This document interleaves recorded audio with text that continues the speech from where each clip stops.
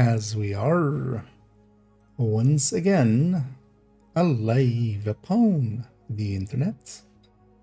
Yeah, let's make sure that we are in all ways with bitrates and titles, everything set public. And yeah, everything should be working. Yeah. And yeah, we're on second account where we're gonna go and record a little bit on this character. We should go and check real quick. One thing. Oh, okay. Actually, yeah, that might be a thing, right? And I realized that as I was setting it up. Let's first make sure this guy's over here for later on.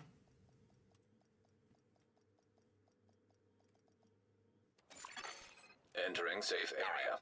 I know we haven't had the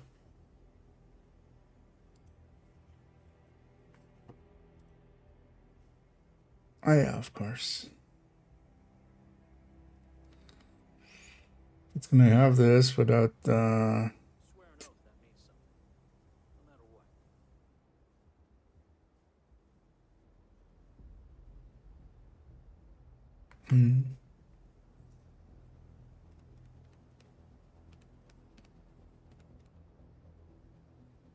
I'll have to look into that.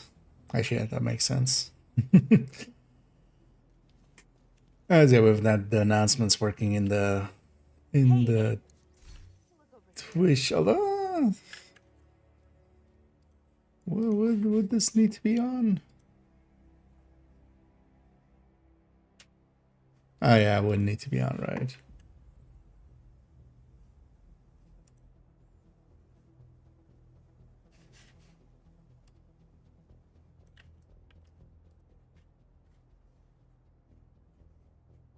Right, let me quickly check something.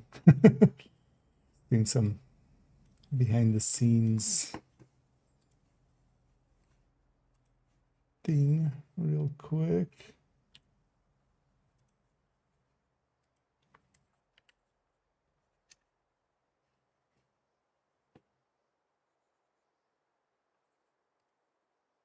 Then we'll see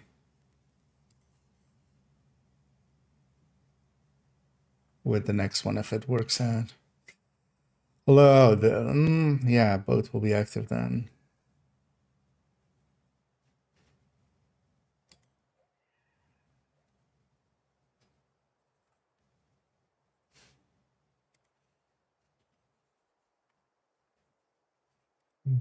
But we'll see if this makes it work now. Because yeah, of course, you can't actually see the Twitch side of things if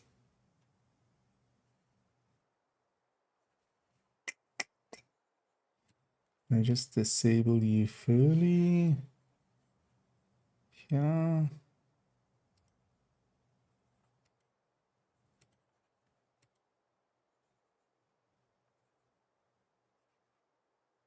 No. Maybe we migrate to that then. We'll see. I need to learn this. Yeah, later on we'll be recording the character, well, this character's 5's build collection run through, as we've done with the other ones as well. I want to record it while the Christmas decorations are still up, then all of them have the Christmas decorations in them. So I want to get that done today. But first, we'll go and play around a little bit just to kind of wake up and warm up. Actually, I had to get up early and go and open up shop. And came back and how do you actually let me go fix that.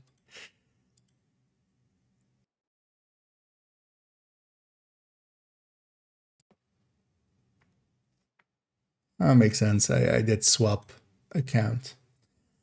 I need that. Yeah, I think I forgot one part of it. So we'll see on the next one. Because yeah, I didn't have Botrix actually in the Twitch chat, so it wouldn't see that we're live.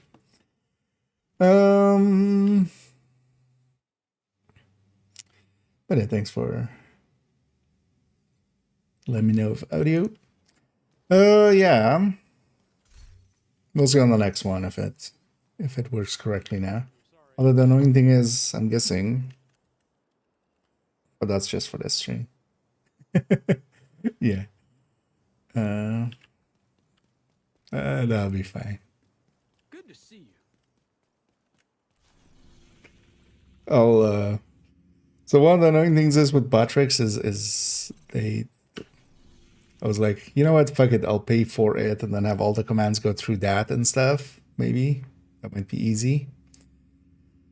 But Botrix is well, to pay for it is just only credit cards, and that's not something I even have. Secondly, even if I had a credit card, I wouldn't like. It doesn't seem like a very like. I just wouldn't use it on. And these prepaid ones are like, I tried looking into some of them.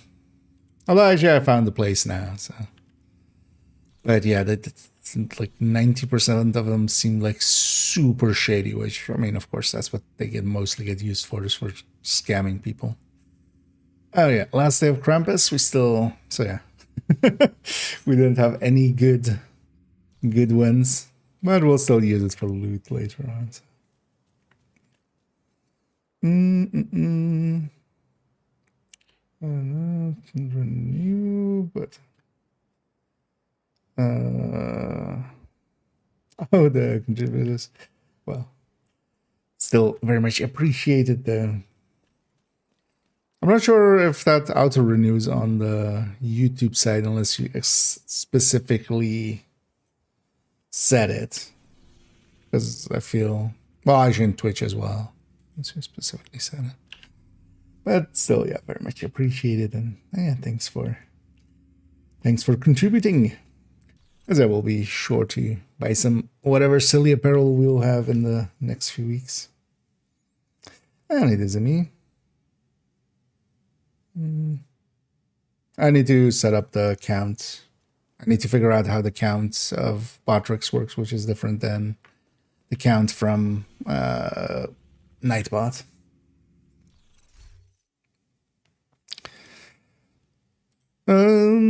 Yeah, you know what? Yeah, let's just go get some. Just go and kind of half wake up while making some booms happen, warming up my voice a little bit, and then we'll go and should I get targeted? Not particularly. What's the daily? Okay, Grand Washington and Plaza. To spawn something game. Because they were kind of building back up on these.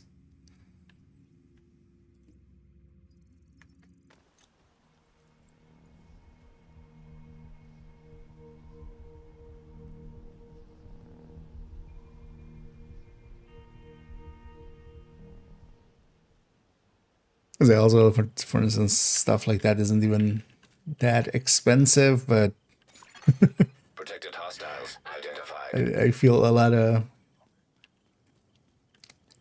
things. I forget that credit cards are not that common actually outside of the US, which is also a good thing as people are learning.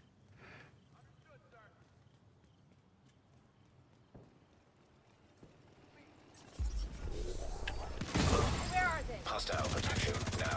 Turns out giving a bunch of Puritan companies the decision making of what is and isn't going to get processed payment wise is, well, that neither counted. I mean, that first one was kind of a miss. I get that, but Help! We lost someone.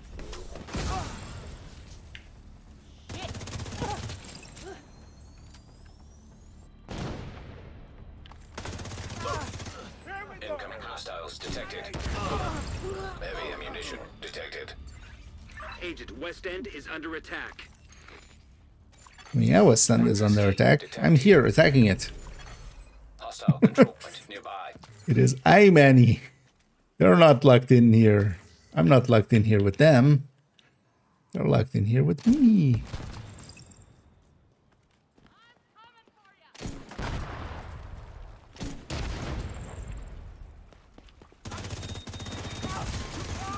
Hostile restored protection. Marco, now! I'm gonna blow! Shit! Immediate medical assistance needed.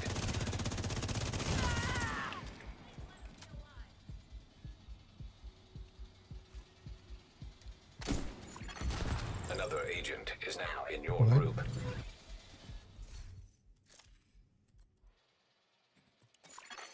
You are no longer in a group.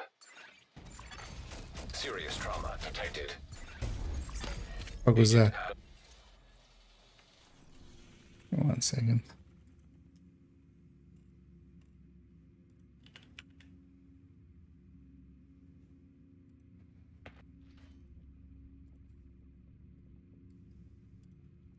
There we go. Immediate medical assistance needed.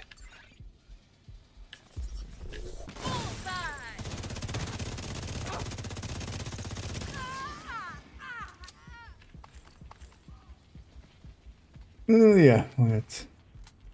That was somebody that didn't want to be on my friends list anymore. So we'll acquiesce to that. Detected heavy munitions. Detecting additional hostile contacts. Incoming hostiles detected. Especially with over mic, just fuck off.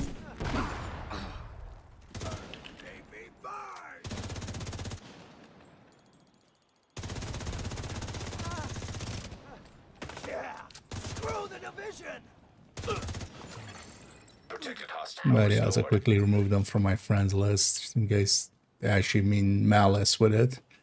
It's also the reason I don't actually accept any like random friends requests anymore. Just unless it's for a thing that I'm actively doing at the time.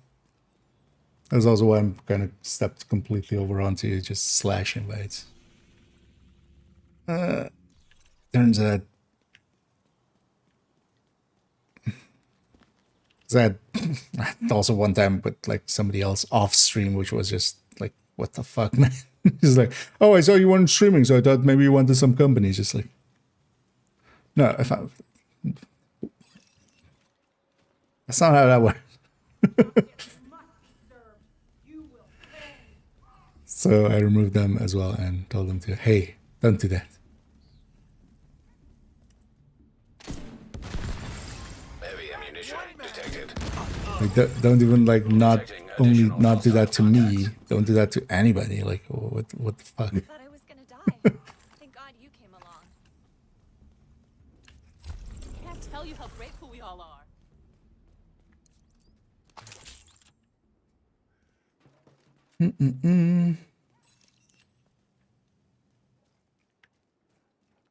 Yeah, just especially with mic on, it's just like, go away.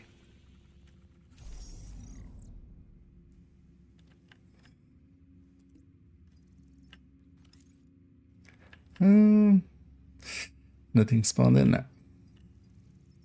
But yeah, let's go around, just play around a little bit, and then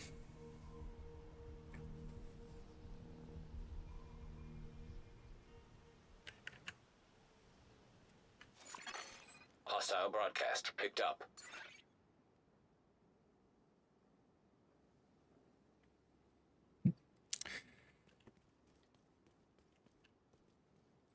that was before, right, or after? That was and we'll see actually if this evening then Patrick says we're there. But yeah, I hadn't thought of that, of course, because they aren't in the Twitch chat Heavy ammunition normally. detected. I could also just disable their commands, but honestly, maybe we just make Botrix the one for both. I'll just get one of those Hostile prepaid control cards point identified. and pay for it. That way.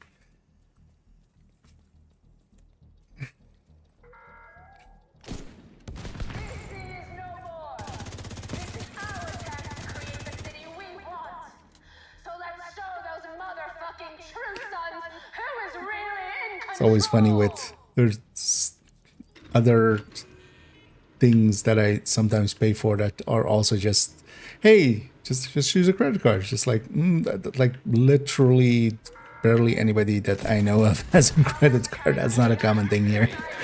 It's not everywhere is America. Vital signs critical. You might not be alive tomorrow. Access key detected.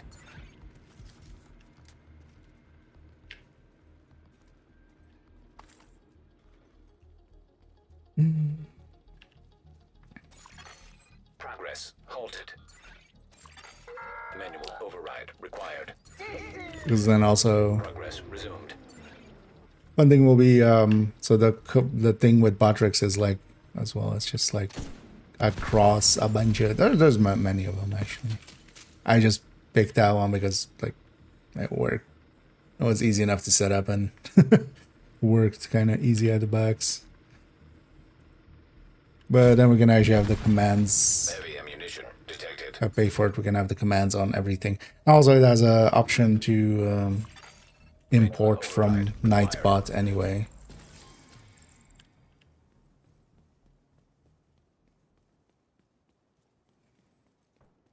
So I can import the commands from there, and then maybe we'll detach Nightbot. But then also in the Discord, we'll have the same commands.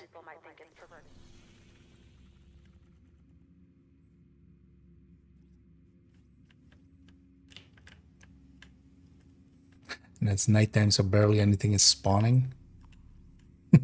Mostly looking for Publix, actually. Publix in this area, just for bounties. But not getting much. And yeah, the last day of Krampus, the last day of Hollywood. You make sure to actually spend all associated stars/keys. Curious to see if they set it up correctly with an extra week of being able to like spend the keys with the event off. Actually, on this character, how many bounties do I have? Should maybe get 2 hard ones for this account as well. At least 2 hard ones.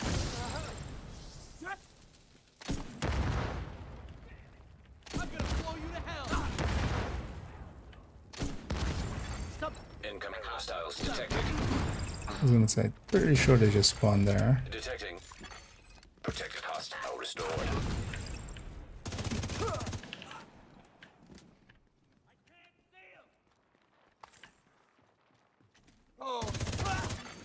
Incoming hostiles detected.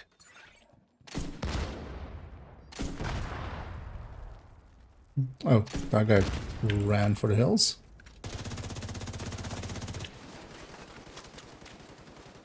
That wasn't a sound I was hoping for. Detected. Agent in. Hearing that other... I'm super bad, just finish me. Oh, okay, cool.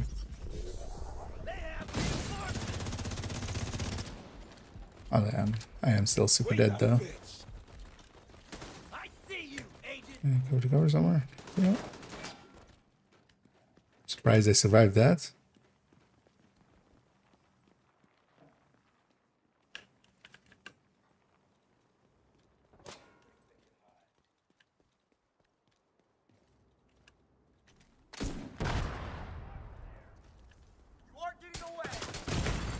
Hostile protection removed.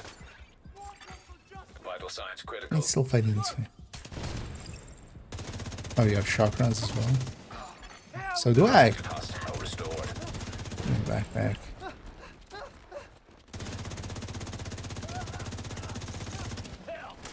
Oh, you have shotguns too. Access key detected.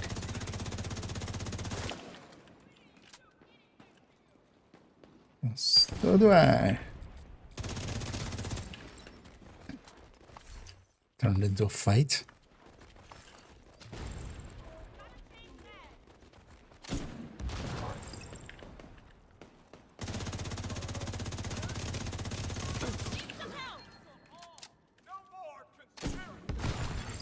Heavy ammunition detected.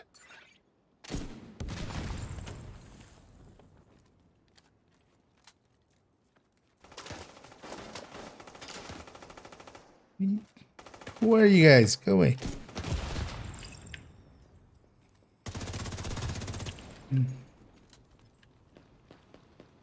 See, this is why you're outcasts.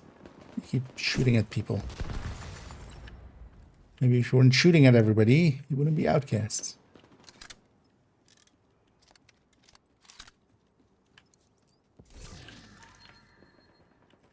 And hey, the boy burger.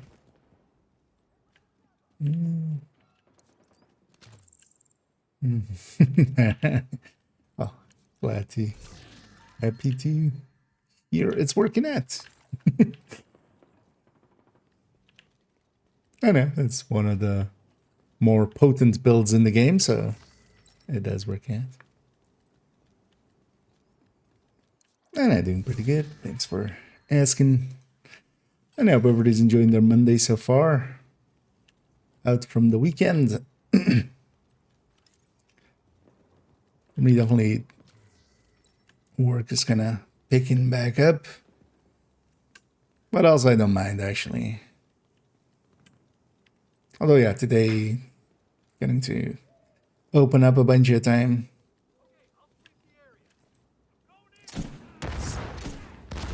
Still getting to play quite a bit. Don't mind at all. Hostile restored protection.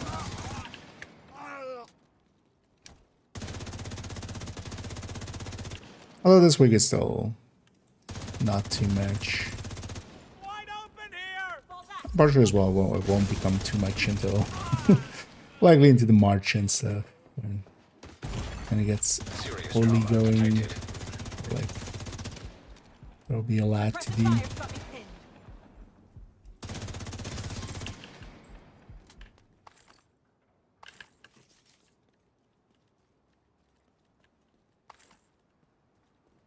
I should hit some with explosive skills. Might as well get some of the other challenges done here. I'll just hit him with that.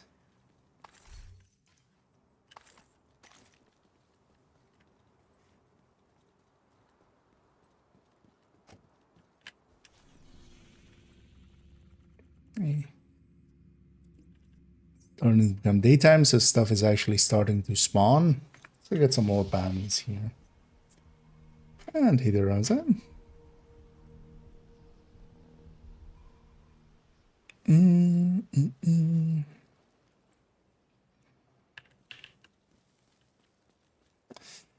I'm just running Striker, but mostly using the global event.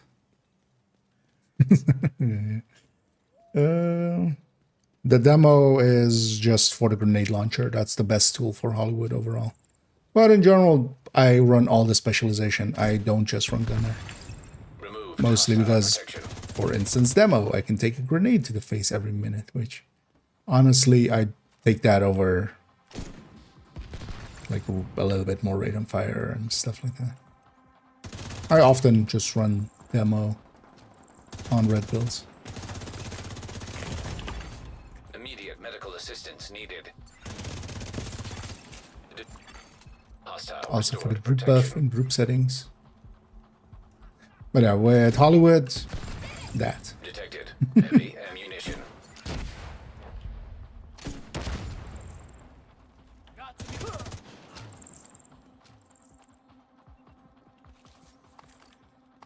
And I'm running it with glass and overdogs because both apply to Hollywood. For you. Thank you.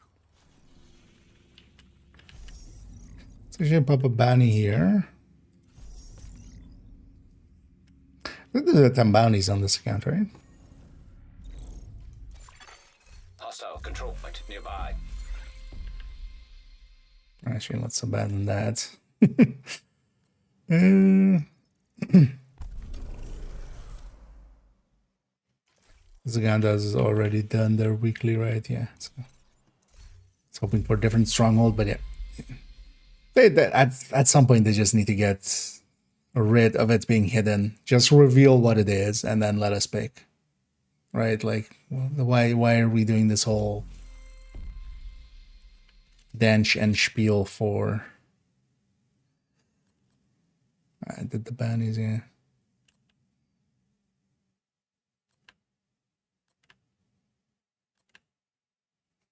Even then the melee attacks. But those are also one of those things that you mostly just do on like normal, because otherwise it is actually painful to try to get it done.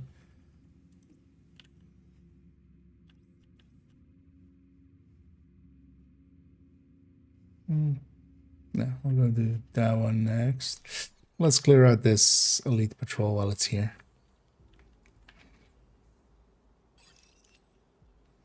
The best one? No, not really. Just because that, you can just do that. Also, the grenade launcher gets more ammo than anything else, because all of those explosions from Hollywood make it so that you get even more bonus ammo. And also, like, you don't need to even, like, really, like, if the thing goes red, you know, we can just... Where's everybody? Like, if it goes red, and then also I can just bounce it off a wall and stuff. Flamethrower has the really annoying thing of not going through door boundaries, so I just never use that. It's so annoying to want to use with Hollywood.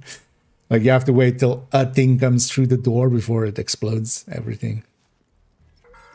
Which most of the time isn't an issue, but in missions and stuff, it's just annoying. We've all endured suffering, but only the outcasts understand. But also that part matters little, because also you can just do bits versus shock ammo. Hostile protection. There's so much shock ammo around as well. Just do one shot. Or you just use the sticky. Usually I have jammer pulse, because of that one, for instance, we can set going through walls. That was a self-solving problem there.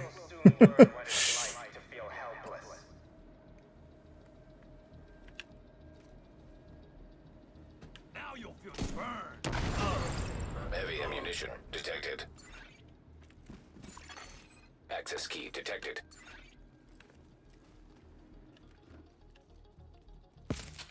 I should up the directives, maybe. Progress halted. We've all lost. Also, yeah. Manual override. Levels. Progress resumed.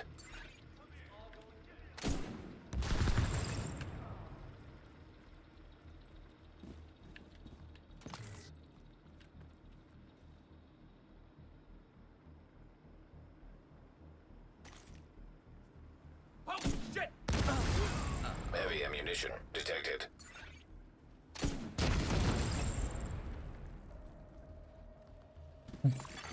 They're already there too. Override Nice. required. Okay, you just need to be in the general area with the launcher.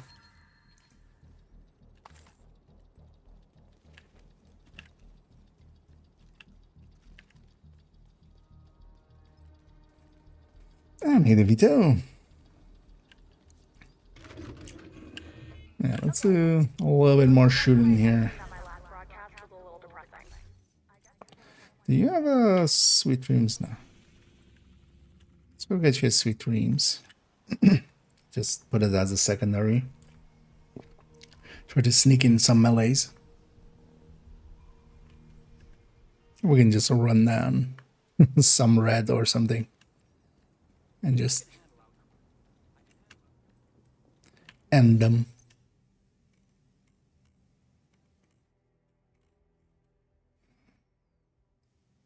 Yeah, the second. That was the weird part. I always thought actually that Ultimate had both Lullaby and Ruthless, but no, it doesn't. Because even though here,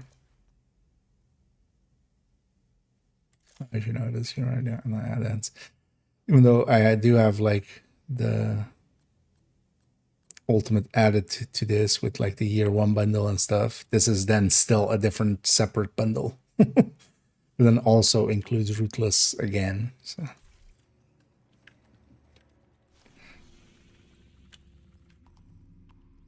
I feel it's kind of a little bit of a dick move, kind of. A little bit. A lot of bit. Weed a bit. One thing at least I already made for Character 5 Sting is the description file is already, like all of the links and such, I've already prepared. That'll help out quite a lot.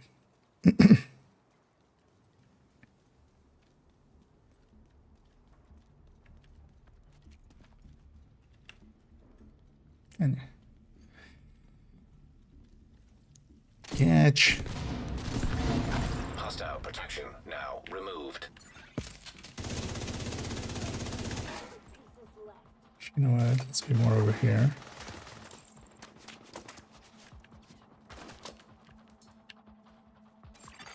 Hostile restored protection. Oh, there's another.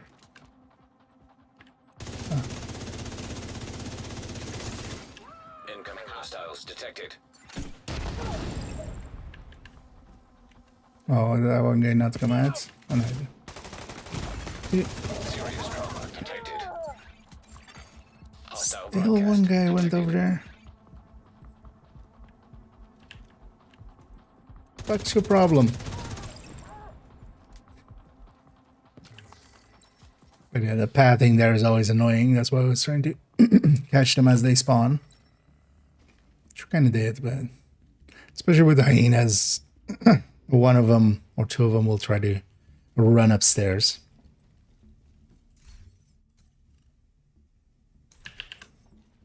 Just full up on resources. Oh, nice. Krampus Lauf. Reason I'm still alive. So we can just easily avoid them. I'm just going to fast travel away.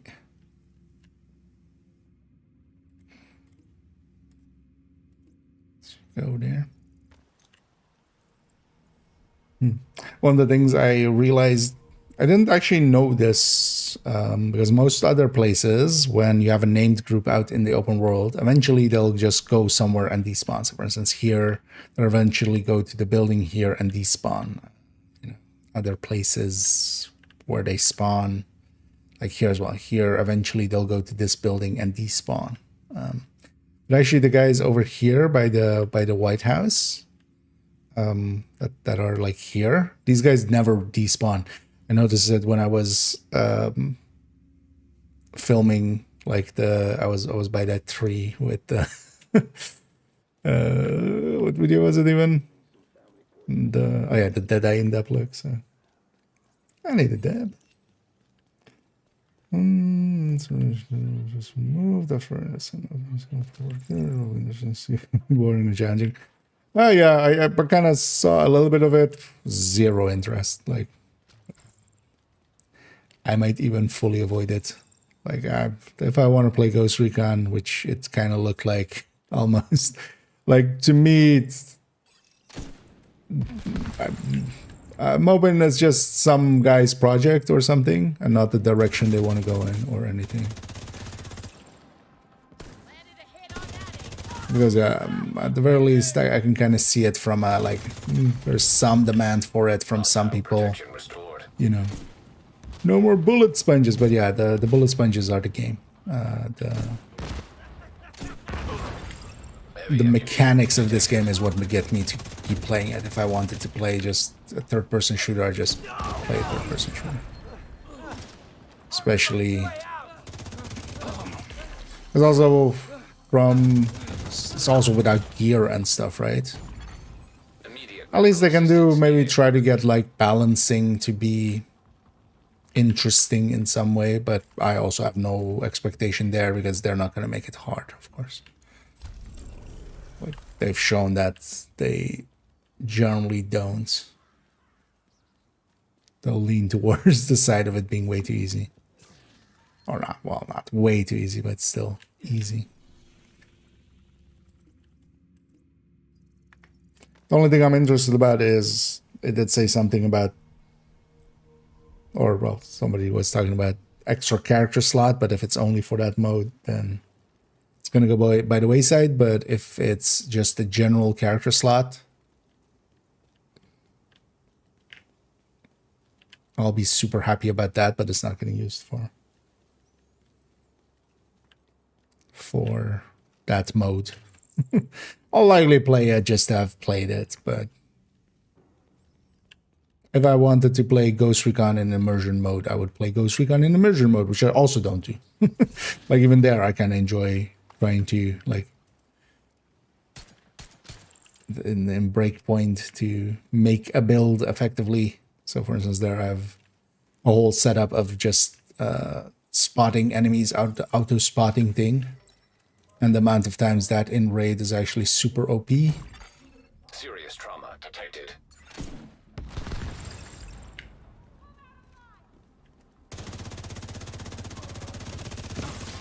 Basically, I never get snuck up on.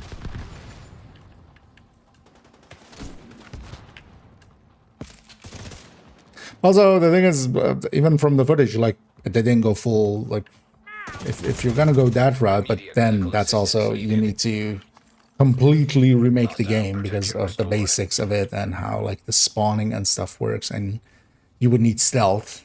Like, that's why it kind of works for Ghost Recon.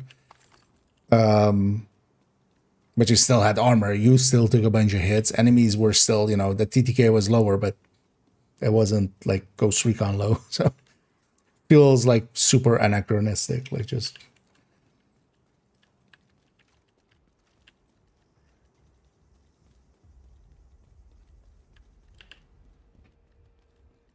but mostly I'm just hoping it's not like the actual direction they want to go in. It's more like a, hey, you know, like hardcore, basically. Like, hey, we could make this pretty easily. It didn't take too many resources. Some people wanted to work on this. We feel there's maybe some interest. Hostile protection. Sure, Detecting additional hostile contacts. Detected. Heavy. but if they want to make a immersive Division 3, then, like, that's, I'd rather have a card game. I'd rather have had the card game.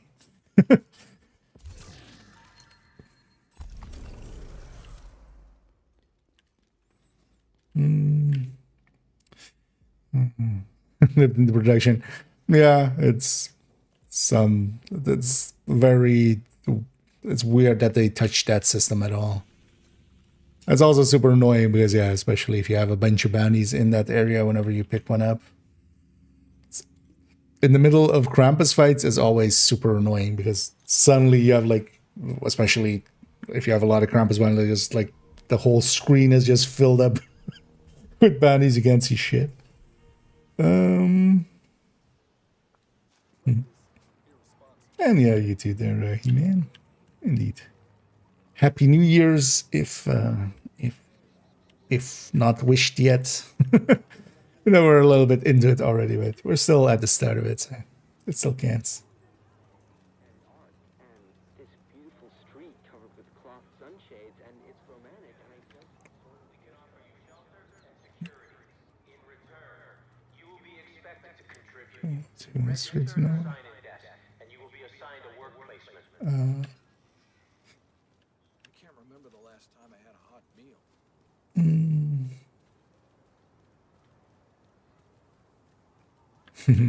Hey, Cairo. Likely it'll be fixed on the next one. We're using a different bot than I'm using now. I kind of set it up, and I thought I set it up correctly, but I think I forgot one last thing, which is actually to have that bot be in this chat. Hostiles detected. So also for today, we'll have double commands on the Twitch side. But that's fine. Like, whenever we do a command, it'll pop up twice. But just two bots. I could just disable. No, well, the Botrix doesn't have all the commands. Hostile protection restored. But yeah, we'll get that fixed then. Reloading. I can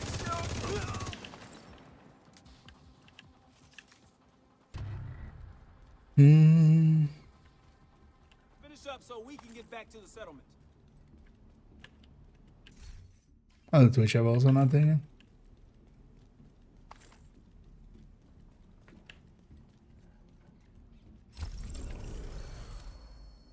Planes out there, neat. Thanks, Agent. If it weren't for you, I'd be dead. I'd likely rather than like an immersive mode of this game.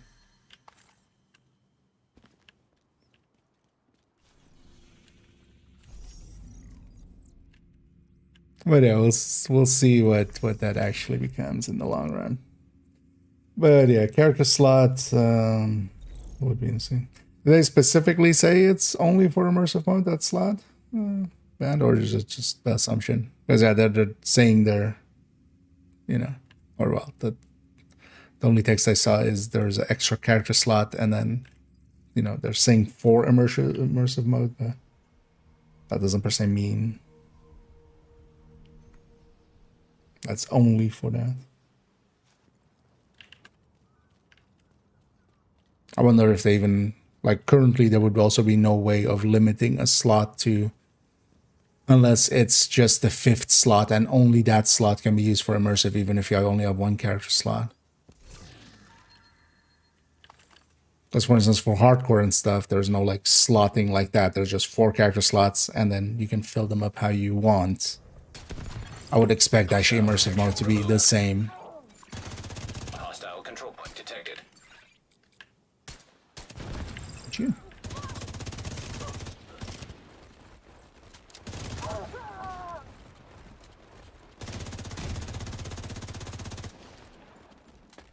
I likely will just have to wait and see. Serious trauma detected.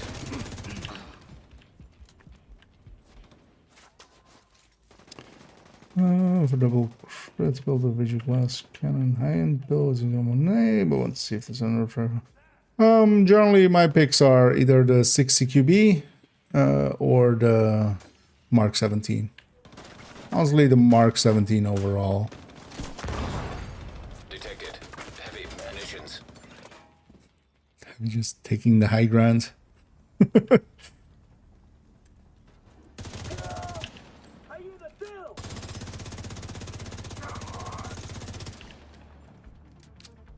How can that guy be a cowboy?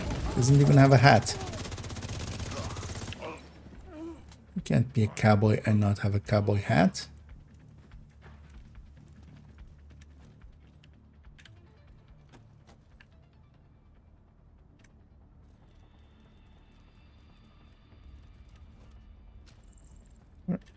Oh.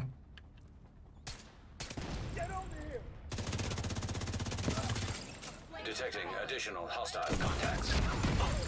Heavy ammunition detected. Start and Immediate end. medical assistance needed. Access key detected. I need the navigator. For the okay, so there's nothing interesting about the mode then for me. that was the only hope I would have from that. It's like, okay. Well, so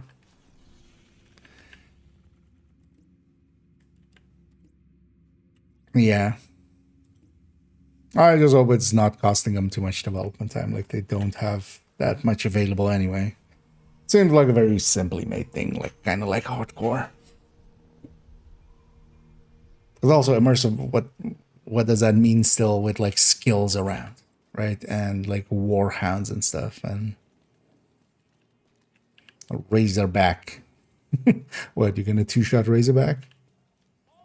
You know, you just shoot it in the electronics once and it dies, because that's how like machinery actually dies, but one grenade into it. No, so likely those fights are still going to be kept long, and that's not going to please the immersion crowd anyway. So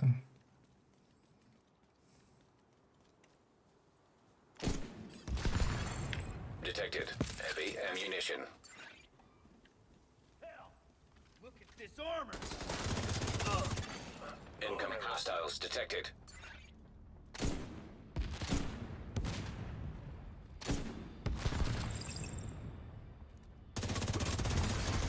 Anti-ski detected. don't run away. Come back.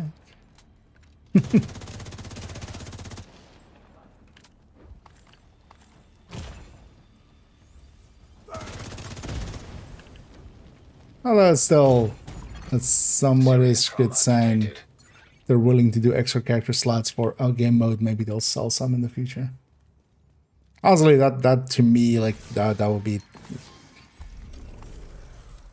but that's very selfish and personal. Of like, my biggest want would be extra character slots, or just one, even if it's paid as well. Just, hey, you want the server space, you pay for it, and I would go like, okay, I will gladly.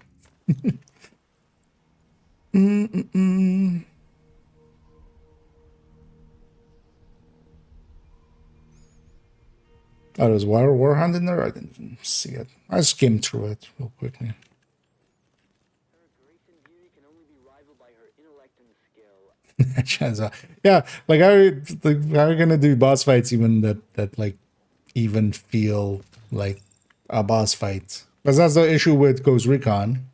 The way that Ghost Recon, for instance, Breakpoint solves it, especially in some of the like later missions and such, it just throws 1,000 enemies at you basically, because you can two-shot any enemy. So it has to either, or it pulls some, you know, hey, this enemy is immune until you do this mechanic, which those are even worse than bullet sponges. Contacts.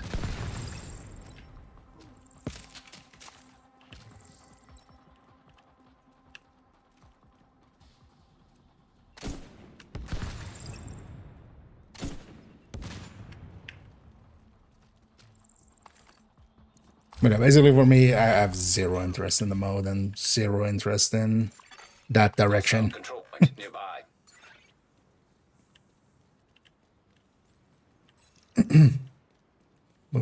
I mean, yeah, that's what I mean. You either Razorback dies to a bullet, or you go the other route. Of yeah, you put. That's the reason Breakpoint has those. You know, the machines is to go like, okay, we want to have some enemy that you actually have to shoot more than once or twice with a helmet, and that's the second you try to go down that route, it's that you have You can't hide big ass robots. walls and guns won't protect you from it. Detected. Nobody Heavy will escape ammunition. when we unleash this poison onto the city. Burn, baby, burn. Immediate medical Or assistance you have like, needed. oh, this boss is protected by these drones hanging around him that are shooting down all the bullets that you shoot towards him and stuff. Mothers, Like the grandparents, boss fight in that game. all of you that were treated like animals on Roosevelt Island. I swear, the outcasts will burn every last one of those responsible.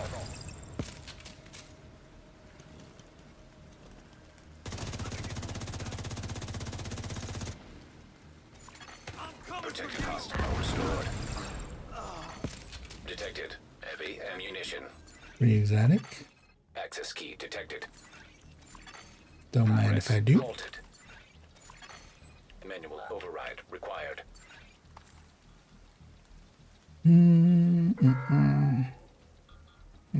Yeah, exactly. That's well, even outside of there, you have the Resumed. the flying drone and the ground drones and stuff like that. All take some more shots, because that's the only way you can make it make sense when you have you have stats like plus 20% damage to robots or stuff like that that game has. Same here. Like, what does a blitz rate mean when everything dies in one shot. Like, why are we stacking to more damage? Like, right now. Override required. Incoming hostiles detected. Serious trauma detected. Detecting additional hostile contacts.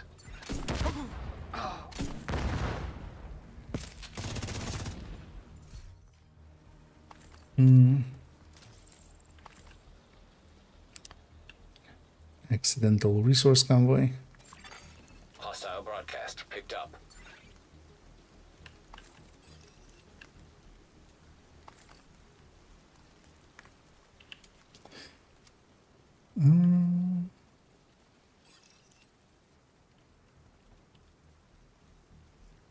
Wait, that's supposed to be a temporary mode?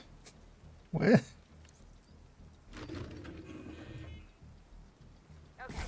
Wait, is it the modifier? No, right? Because it requires a character, so. That's what. Actually, that's what they should have done with it. Just make it the modifier for a season. I don't know. He's yeah. I mean, yeah. Oh yeah, I should buy some of those equalizers. Although I have the blueprint, so maybe we craft for some of them.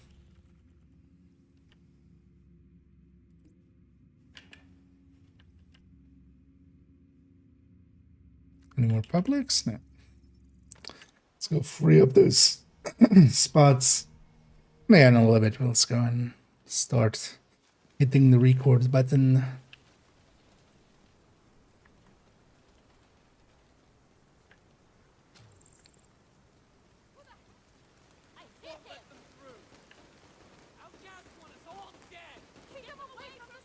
Come on.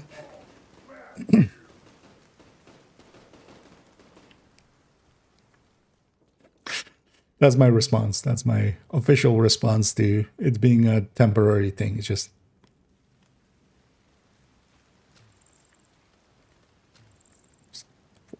What?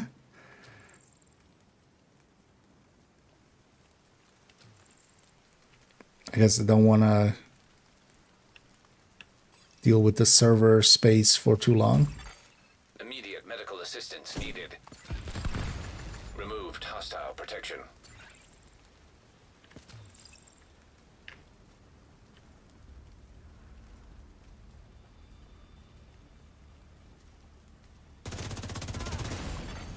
Incoming hostiles detected. Detected. Heavy ammunition. Hostile control point identified. Access key detected.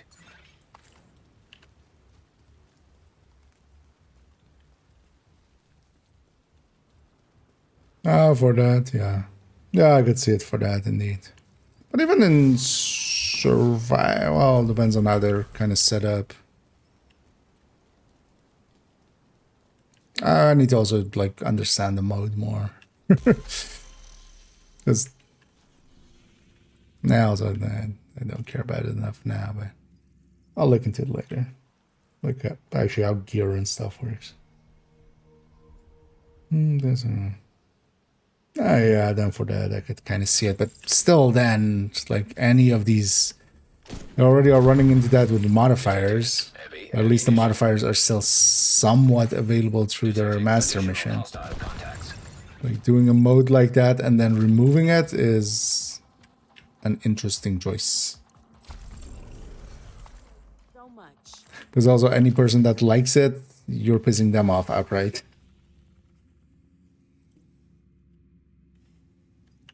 So doing the worst of both worlds. The people that don't like it, like me, will see it as a waste of kind of development time and stuff, and the people that do like it will lose it after. How to set yourself up for failure 101. Guarding location nearby.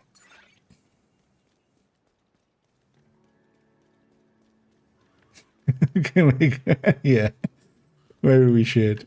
Maybe I should do that exclamation point dev, and then we have a dev counter of the devs have made IKEA facepalm this many times. Still a pretty low counter, but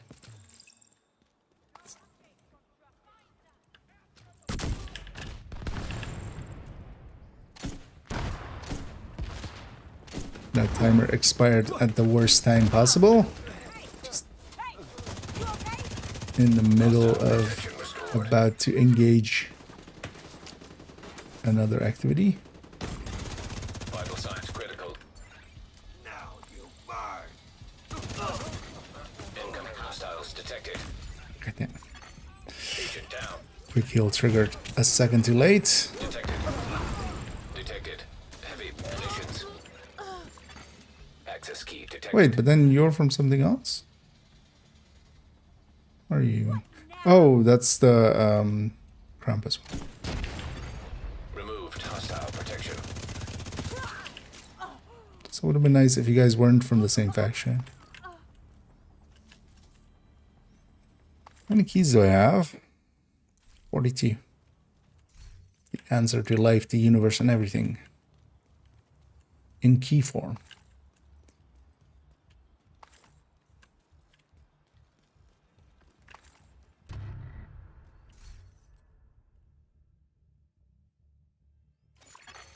Hostile control point nearby.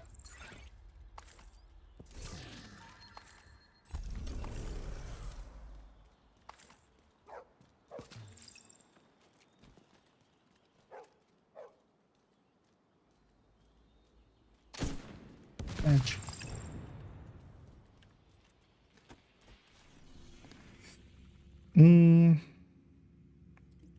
Let's seeing as that one's super easy, let's go get that one. But yeah, let's go and get to recording after that.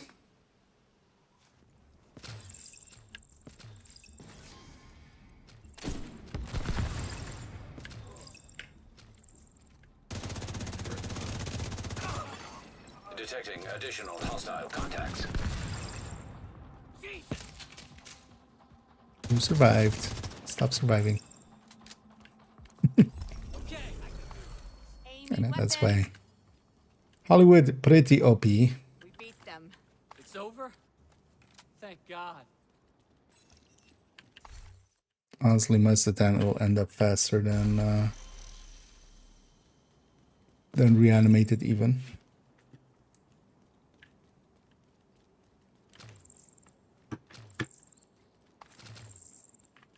At least on activities like this.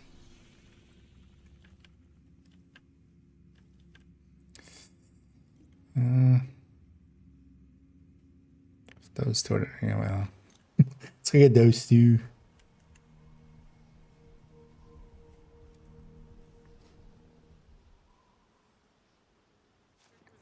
And then here I'm gonna try to open those on hardcore. The caches. Good to see you, Agent. Listening to Circle Radio. Hope you enjoyed that last song. You know things are getting better.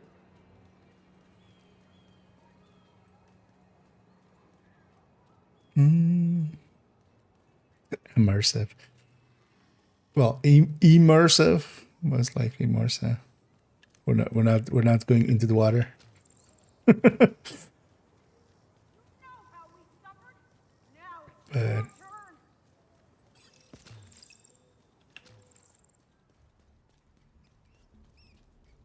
But also, I had no idea. It has a specific Detected. Heavy name already. munitions. Incoming hostiles detected. I would guess immersive mode, but yeah.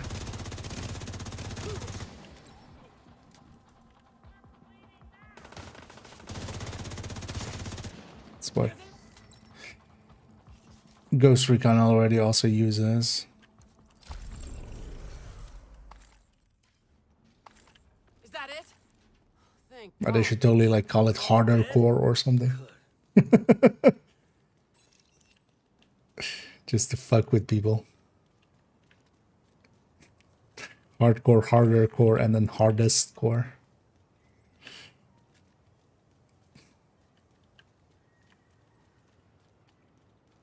And native pages.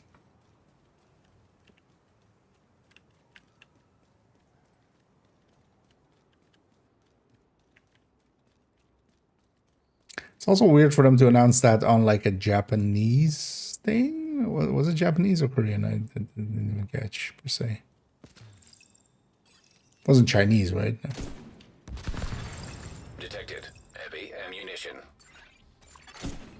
Detecting. Although I guess it was just the event they were at the time, right? Like it's just like, hey, we're here. We'll just announce it here.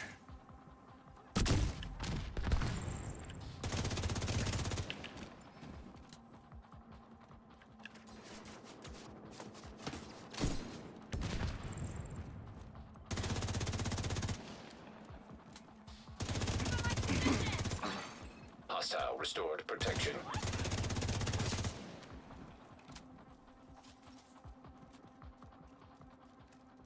Japan. That's it, right? They might think twice in the future. I guess, yeah. Already clipped it. Yeah. And you know what? Seeing as I was making the faces, I didn't get to see them.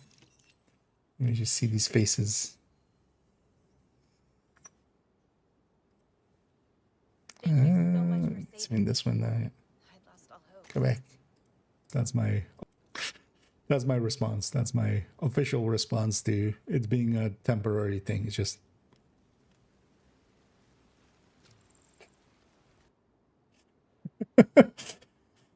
yeah. That looks about right.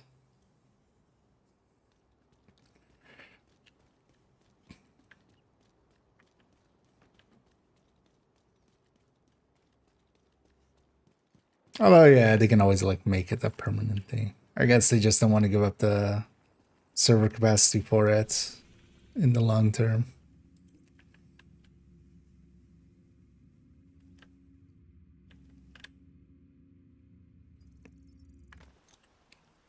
But yeah.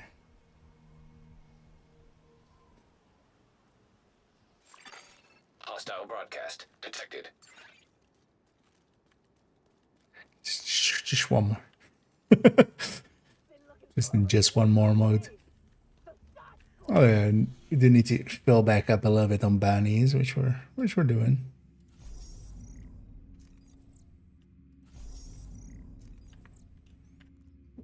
And I should try to get some heart Krampuses actually.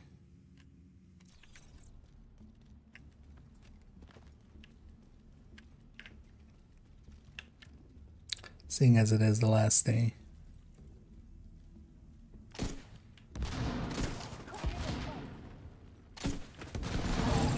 Removed hostile protection.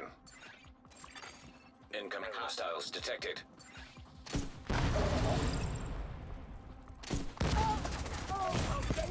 Serious trauma detected. Down here. Agent out of action. Saw the wall, I didn't see the thingy. Hostile protection restored.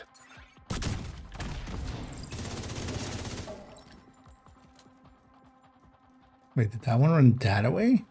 That's a new way. Where'd you go? Oh yeah, here. Vital signs critical. Hostile broadcast picked up. That was risky actually because nah, it was long enough actually, but was likely just a little bit over 30 seconds. I just had gotten my health tickets back.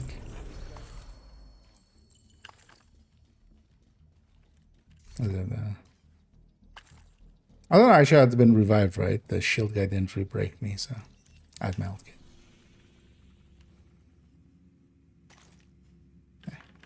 The game isn't even spawning stuff anymore. The game's agreeing with me. Let's go and get set up to record something. The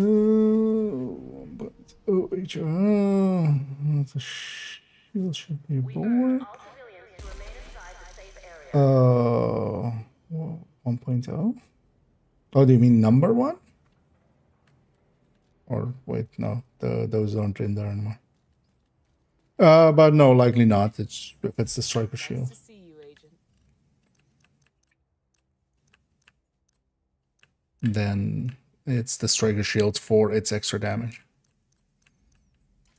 Thank you, Agent. As I'm gonna guess. Well, yeah, we're going there anyway. Because I'm guessing you mean like either likely this one. Oh, 1.10. Yeah, okay. No, it's a striker shield on purpose for the extra damage of it.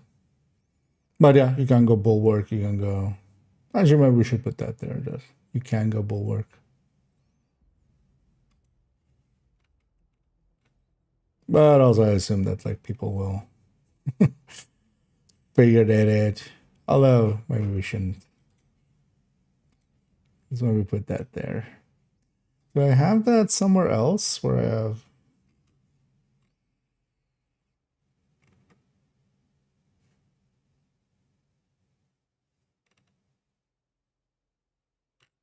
What do I have here?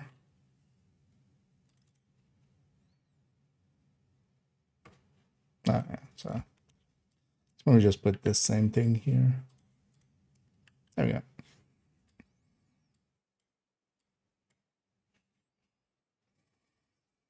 Just to avoid confusion.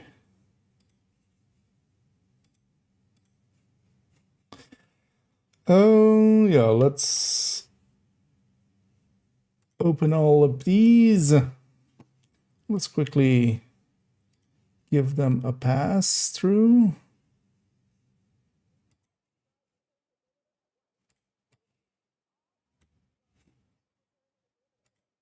Oh, yeah. Let's put them in order.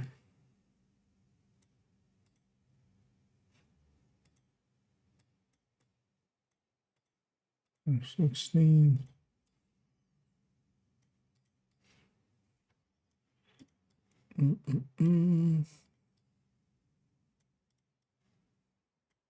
As that basically opens up in reverse order, which I could also go that way, but just do not make it even more annoying for myself. Wait, where did 1.04 go?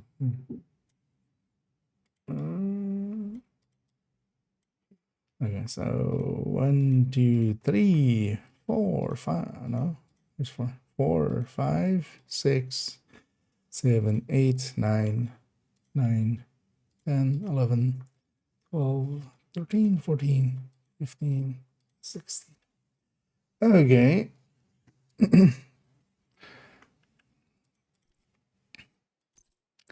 Not sure if I gave these already a quick run through, but I'm gonna do that. Just double check everything.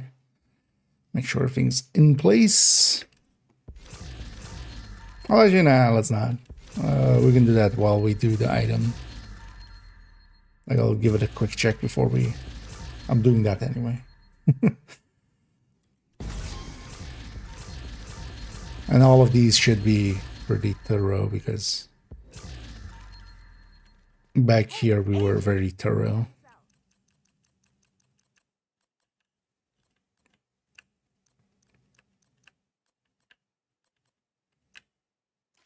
I appreciate the trade.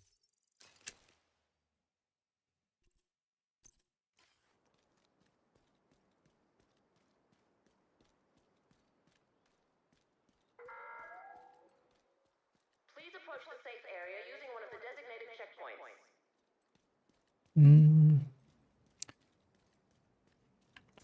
Should wait for nighttime, I think. Yeah.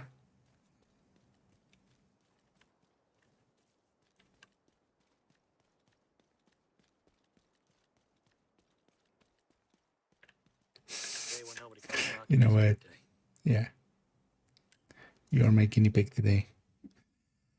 You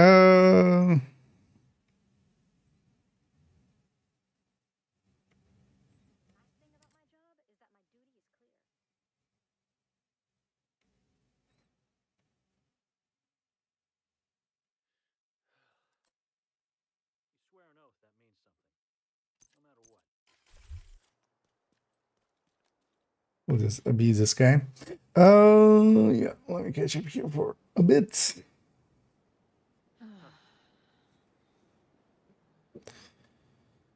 So some without could be triggered during these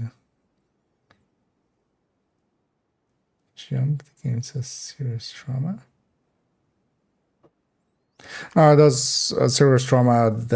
That text happens at like 20%, 25%. Like the Isaac line, you mean?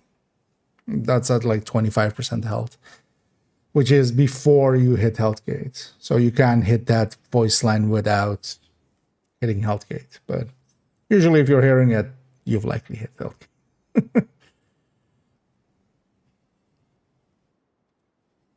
But yeah, it's a little bit higher than that. Annoyingly, because yeah, it would be nice actually if it was always at the health gate.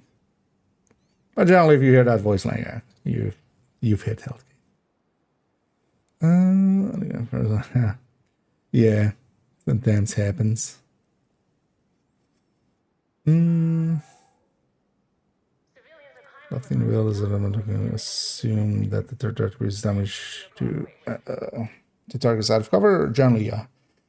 Basically, on every weapon, it's going to be damage to targets out of cover. And because of that, it's just, yeah. It's kind of assumed, effectively. Because otherwise, like, it would just be all that, always. On all of them.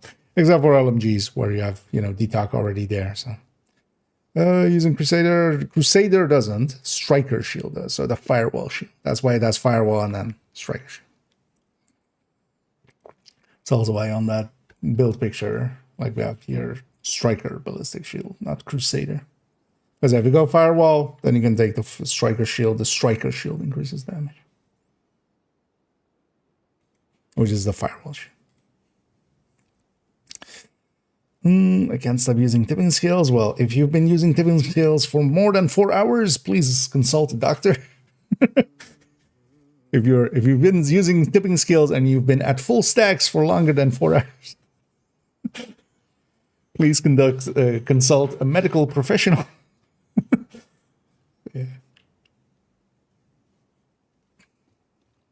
But yeah, that's totally understandable. I like tipping scales as well. That's why I show on this character. So I actually got, rid of Negotiator and Hunter's Fury more because, yeah, kind of like Coco and tipping scales better than those two. So those two have come over here. Yeah, let's actually set up for loadout. I'm just waiting kind of for nighttime. Once it's nighttime here, we'll go and annoy this guy. I'm so sorry. Wait, this guy didn't always have collision, did he?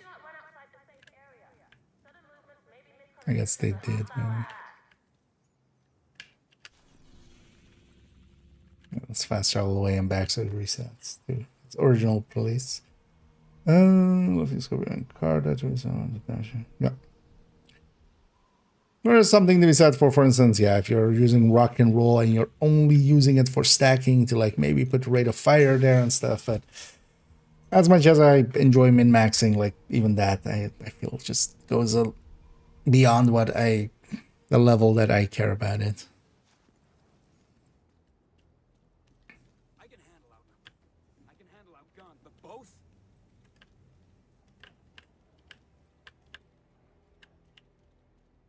Apologies. Oh, I bump into him and he says apologies.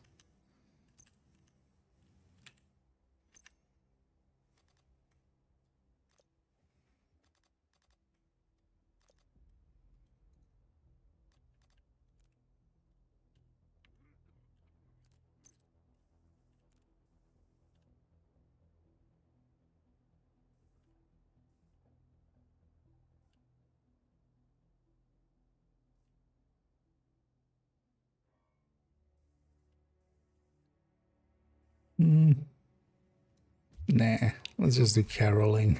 Let's just be acting as if we're being a dick to this guy.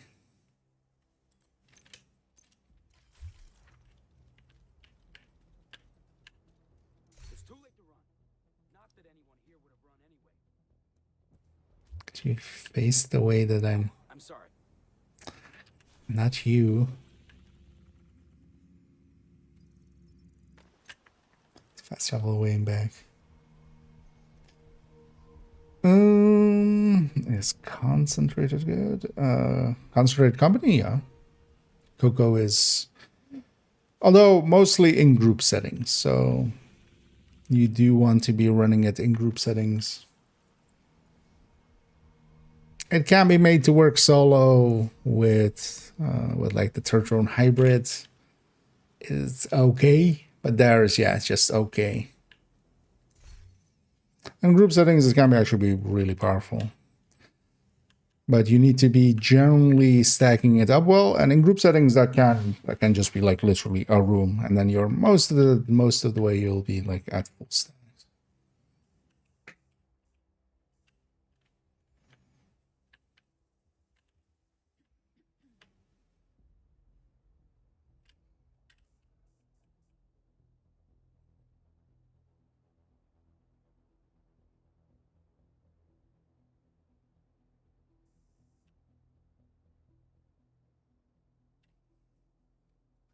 We're doing this. Okay, connect. So we just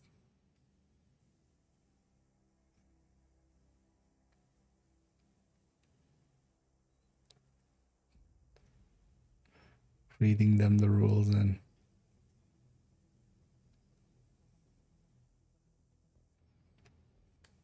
we should stop there-ish. Let's try again. Mostly trying to keep it continuous. Why is my frame rate sub 60?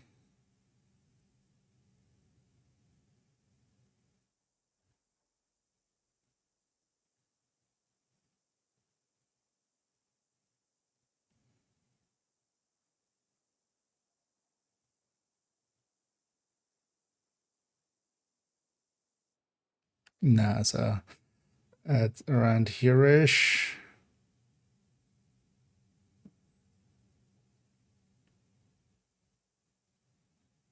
I need that.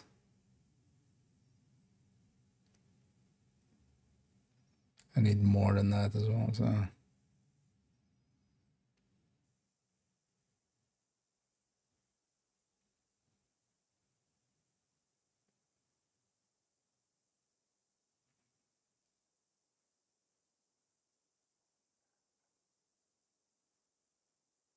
Actually, I can just do it like that.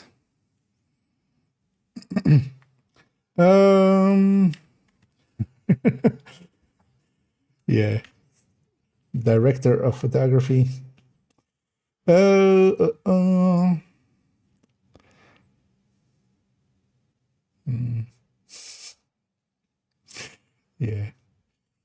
SMGs don't have many builds in the game. No, I disagree. You can use them basically on a lot of things. Because even for instance, strikers and stuff, you can just run them there. There aren't many like fully, Hunter's Fury is especially kind of dedicated to SMGs, but you can run SMGs on Coco, on Negotiator, on Umbra, on strikers. I know a lot of other places as well. Especially, of course, the range limitations on SMGs sometimes comes into play. It's going to blink first. Are they blinking? But I like the thing of just like they're just being annoyed by me. Yeah, let's go actually here and then here and then here, making sure that we have everything. Because I will do an intro, which will just be simple, and then we'll give the build showcase intro, and then or the build collection intro. I mean, and we'll go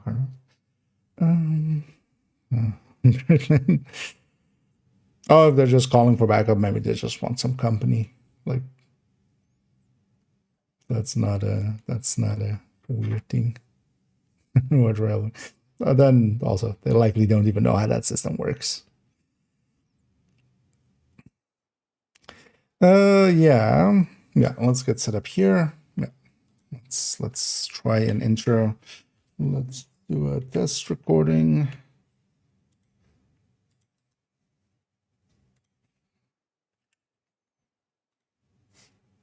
So I'm IKEA. Build collection run through, something about character 5. That's the end. Timestamps. That's about it, right? So I should hate my hair a little. How frizzy it is. Yeah. Let's get going.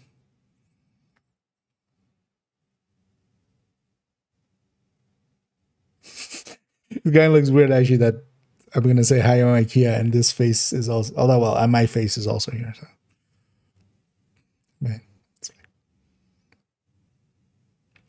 Hi, I'm IKEA. That's zero energy. Hi, I'm IKEA. And for today's video, I'm going to sleep while watching paint dry. Yeah, no, let's put some more energy into that. Although not too much either, because we don't want to turn into, you know, an actual content creator. Yeah. Hi, I'm IKEA, and for today's video, we're continuing and ending our build collection run through on character 5, as we've reached the end of the road. So, not liking where that is going. Sorry. Hi, I'm IKEA. That was a little bit sharp in the intro. Hi, I'm IKEA, and for today's video, we're continuing and ending our build collection run through, as we've gone through character 1 through 4, and now we're ending it on character 5. Character 5 is my main character of my second account, as there's a limit, of course, of 4 characters per account. And on this character, I've mostly actually have things that I enjoy of the main body of the build collection, which is characters 1 through 4. So we'll see a lot of repeats and alternate variations of some builds. And generally, this character, though, is then saved mostly to have those builds in full, the way that I like them. But on the build collection, we'll be showing them differently. So we'll be seeing tipping skills again, we'll be seeing strikers again, we'll be seeing Coco again, a combat medic, some PFEs, of course, several tech tanks. And that way as well, this character is definitely one that I enjoy playing quite a lot, because, yeah, they have kind of a smorgasbord of builds that I like. And overall, I didn't just use this account as my getaway kind of, but also this was then a fresh start when it first was introduced. Kind of lost it. I don't need to put all that in the intro as well, by the way, as well.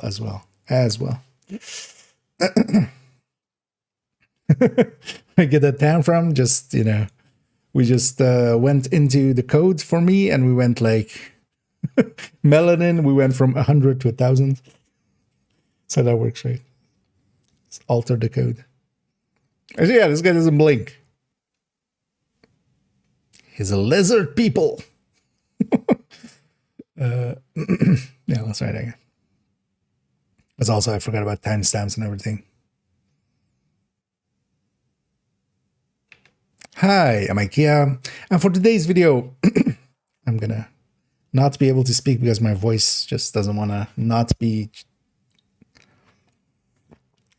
just raspy, just super raspy.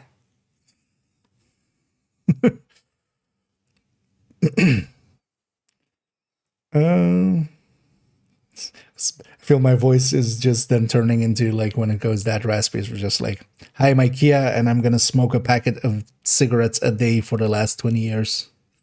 And I'm gonna sound like this while I sip my whiskey.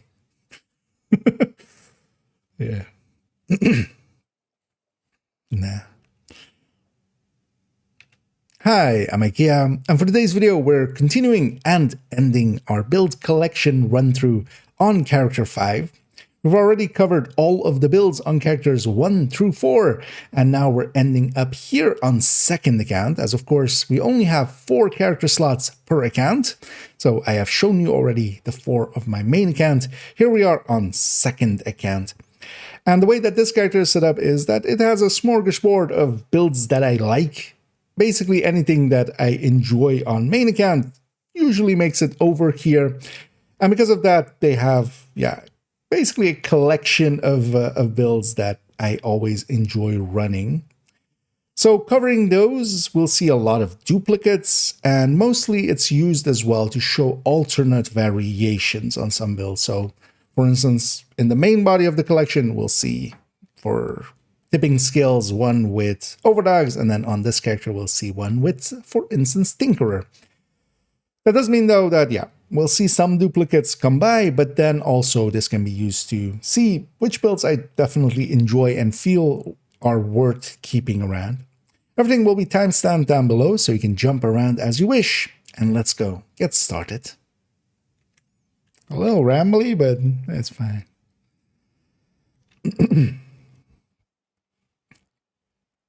Also, the smart thing to actually do is like record the game and then have that play so that I'm not doing it live, basically. Because you can totally see me paying attention to second account, as of course we only have 4 character slots per account. But that's good enough.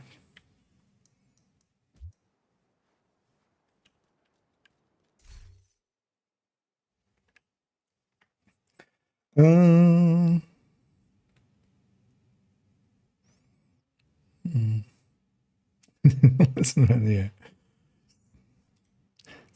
Suddenly IKEA just disappears. As the lizard people go like, he knows.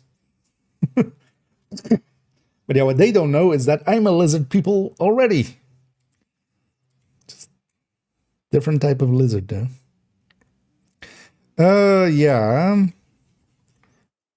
Let's actually for seconds. Hold on, let's keep that up.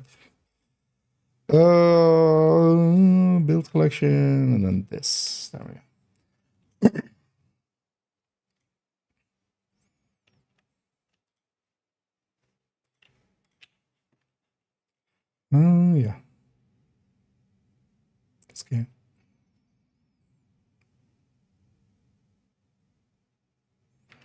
And just to, again, give a quick introduction to the build collection for maybe those that aren't familiar with it and are just watching this video by itself. This on... why voice?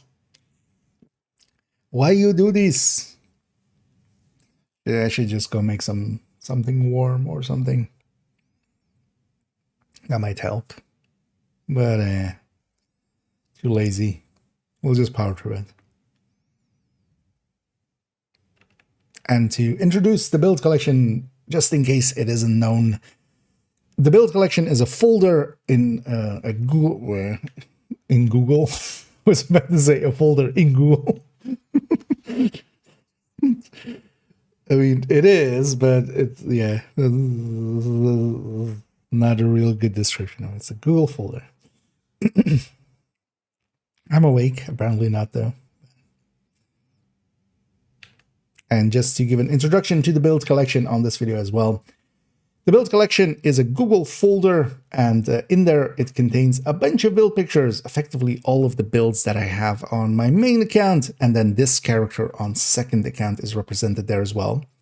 The numbering is that the number before the dot is the character. So for instance, we've already seen on character 1, for instance, in the past, 0.1 is then their first loadout slot, and it goes all the way to 0.16. And of course, we have 16 loadout slots, so that's how they line up like that. Here we'll see the same. I have 16 loadout slots, of course, as well on this character. So we're going from 5.01 all the way to 5.16 here. And each of these is a full-on build picture. If you click through, you will see all of the stats needed, all of the brands, some of the stats shown there. Usually for weapon builds as well, we have the numbers that are expected to be hit if you reach the same exact stats and the same grading, making it so that you can copy the build over. And yeah, here on Character 5, I have basically a selection that we've already seen, as most builds are effectively duplicates or variants of builds that we've already seen. But because of that as well, it's kind of interesting to see what we have here, because these are the builds that I enjoy enough to have brought over here. As on second account, the original intent with second account was just to have a fresh start. That's how it started, of just like, hey, wouldn't it be fun to have nothing of my stash, nothing of like all of the resources and stuff, have a fresh start. Because even if you just make a new character, you still have your, for instance, nowadays as well, grading and such, but also your stash, your resources and blueprints, of course. So a fresh start sometimes can be enjoyable, to the degree that I actually have 3 accounts, but nothing of third account is represented here. Only second account is, because honestly on third account it's again a bunch of duplicates, so that would just become at some point just recursive almost. So instead, yeah, we are showing second account, and here I'm mostly using it to show some variations. Let's jump into that first one, which is already a variation, and go get started with 5.01.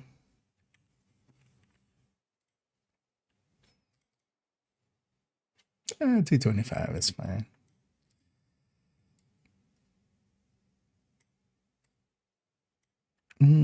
Actually, let me change this for a second. What's the date?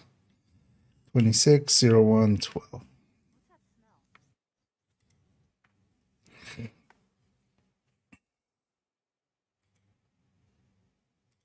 So there, we are here. Yeah. Let's just get going. Let me actually put this away. No, words put. I'm gonna try a thing actually. See if this helps or makes it worse.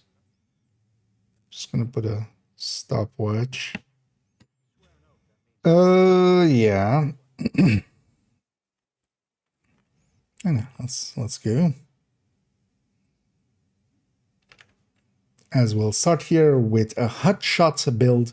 This is usually on slot 1 on a character. I have it be a signature build of theirs, or kind of the personality of that character, kind of just my headcanon for them. And on this one, yeah, they're the sniper. And here we have the Habsburg variant of the hotshot setup. The Habsburg variant, we've already seen the Chainkiller plus Araldi or Chainkiller plus Gift variant on character 1 all the way back. Here we're seeing the Habsburg variant. Of course, these are 2 super unicorns. These are some of the harder pieces to get in the game. They are craftable, so they're actually not as hard as some other super unicorns, but mostly not per se useful super unicorns, like the 511 chest that isn't useful but is funny.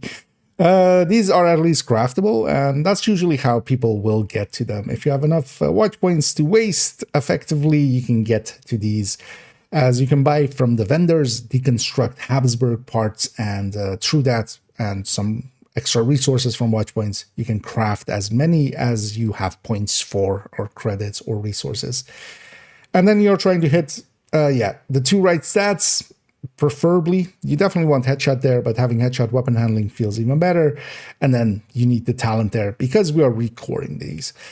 This is one of the harder builds to get because of that, and that's also why the Araldi Chainkiller variant that I have in the build collection, that one's, the first recommendation. If you really like the build, you can invest into this. The upgrade is especially on the first shot and the cap shot. The second shot actually is better with the Chainkiller, of course, because the Chainkiller's ability to, get more into its headhunter stack, getting 150% instead of 125% in this headhunter stack, means that on the second shot, the Chainkiller is a little bit better.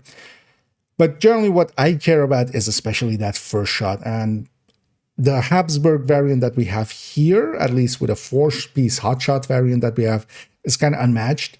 The thing is, of course, if we're really leaning towards just getting the bonuses, or we're okay giving up the bonuses for hotshot, and we just want that first shot to be as strong as it can be, yeah, we can stick in a Fox's Prayer, we can stick in an Overdogs even, and that can be a much higher first shot and cap shot. but I really also like the benefits from Hotshot itself. And we'll reload our weapon once we get going, especially with Determined, of course, where we just get a headshot first. This is getting a little too rambly. Let's start that again. I didn't even explain what this build is for. I'm already going into the weeds before even explaining what this is for. Which is, let's try that again. Haven't done it in a few days. The last one was like last weekend that we recorded. That's kind of out of the flow of it. Yeah, let's go. And here we're starting on a 5.01 with the Hotshot build on this character. Generally on the 0.01, I have kind of the signature build of that character, what I consider kind of, in my headcanon, their kind of personality. And this one is then a sniper here. Hotshot, of course, one of the powerful sets for especially going and headhunting with it, where we have a headhunter chest here. And Determined, of course, makes that super easy, as with Determined, we only need that first headshot to actually be a headshot, and then from there we can body shot, as long as we're killing. If we're fighting the right factions, like Cleaners or especially Outcasts, yeah, that's so easy to do that, yeah, it is one of the go-to builds for farming in 5 directives. That's usually what this gets used for by me and others. And then we've already seen the Araldi Chainkiller variant of a Hotshot, and that's what we're seeing here then, variants, as we kind of discussed in the intro. Here we're seeing the Habsburg variant with 2 pieces of Habsburg. The 2-piece Habsburg gives a ton of MMR damage on its second piece, and because of that, it is actually very powerful for that. But, and it is a big but, they come with blue cores, which they of course no longer have here. If we were to keep them with the blue cores, it wouldn't work out. We would just have the blue cores there, and that would eat a lot into our damage and our first shot capabilities and our cap. So instead of that, what we really want is to keep it all red, of course. That means for these Habsburg pieces, the 2 pieces, we need to get especially headshot and the talent right. And honestly, we want that weapon handling as well, as giving up the weapon handling can, especially if you're giving up both and giving up 16% weapon handling, that feels painful a little bit. So instead, what we want is to have headshot, weapon handling, and headhunter on the chest, and then, yeah, headshot, weapon handling, and vigilance on the backpack, so we can recore that chest and that backpack.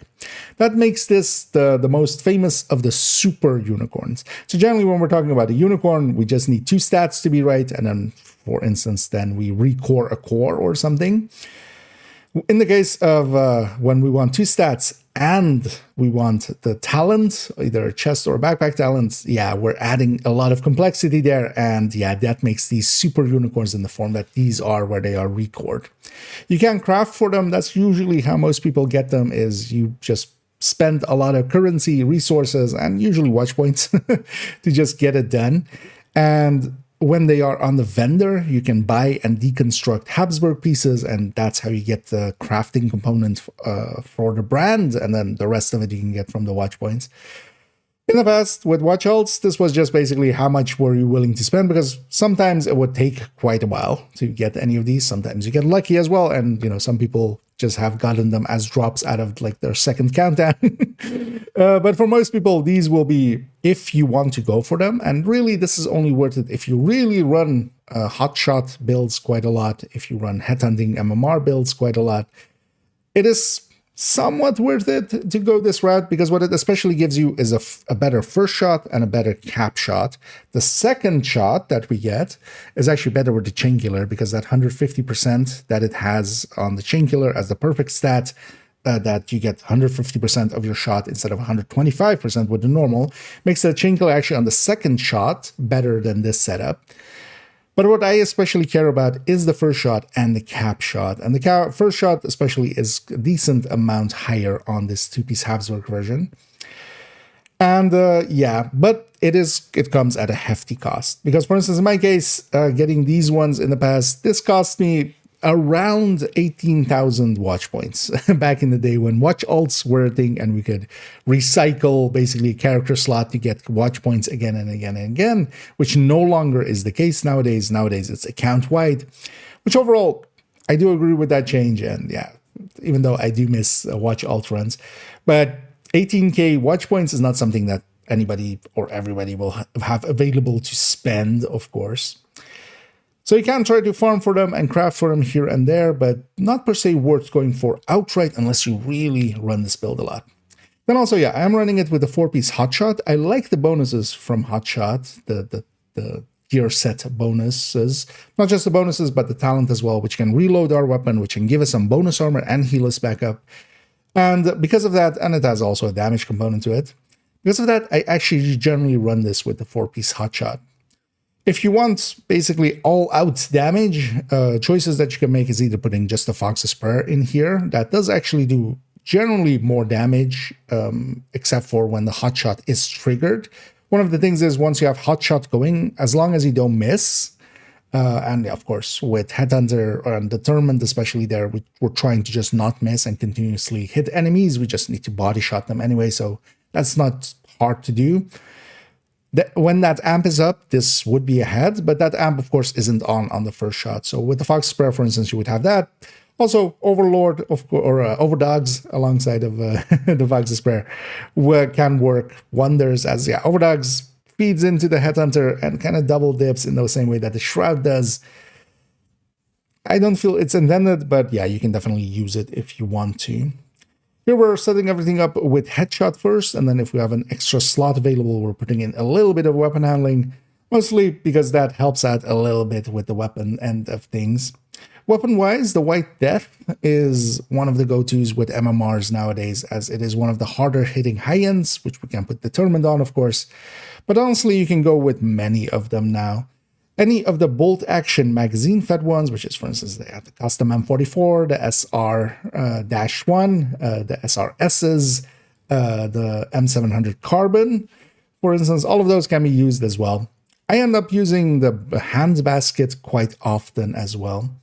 On the exotic end, Shroud is, of course, kind of uncontested, especially if you're adhering to its tiering. But even if you don't pay too much attention to that, it is one of the more powerful tools. Nemesis, of course, is always powerful. I feel Mantis has kind of been pushed out by the Shroud almost fully. Overall, this is, yeah, a great build to have for 5 directive farming. Going up against the right factions, things like Outcasts, things like Cleaners, this is my go-to, especially for when going after control points, where we'll be facing names and such. Mostly because some of the, for instance, pistol ones don't deal well with names. So when we'll eventually, of course, reach a named at the end of a heroic control point, and then we would lose our stacks or our stack with the pistol ones. MMRs have more than enough power, rifle ones as well, but MMRs have more than enough power to even on the second shot consistently, for instance, deal with a named. So you even just can drop, even if you drop your stacks, just getting a kill on something else, you can likely kill the named right away. Because of that, they do definitely have a place with Sharpshooter as well. We're generating ammo for that MMR as long as we're in cover. And also that gives us access to that drone that I really do like for especially a marksman build like this. That's going to sit in the back. We can send our drone to make sure that we spot everything as it comes in, and even some of the things behind us, because we'll usually be running 5 directives, so Fog of War will be on.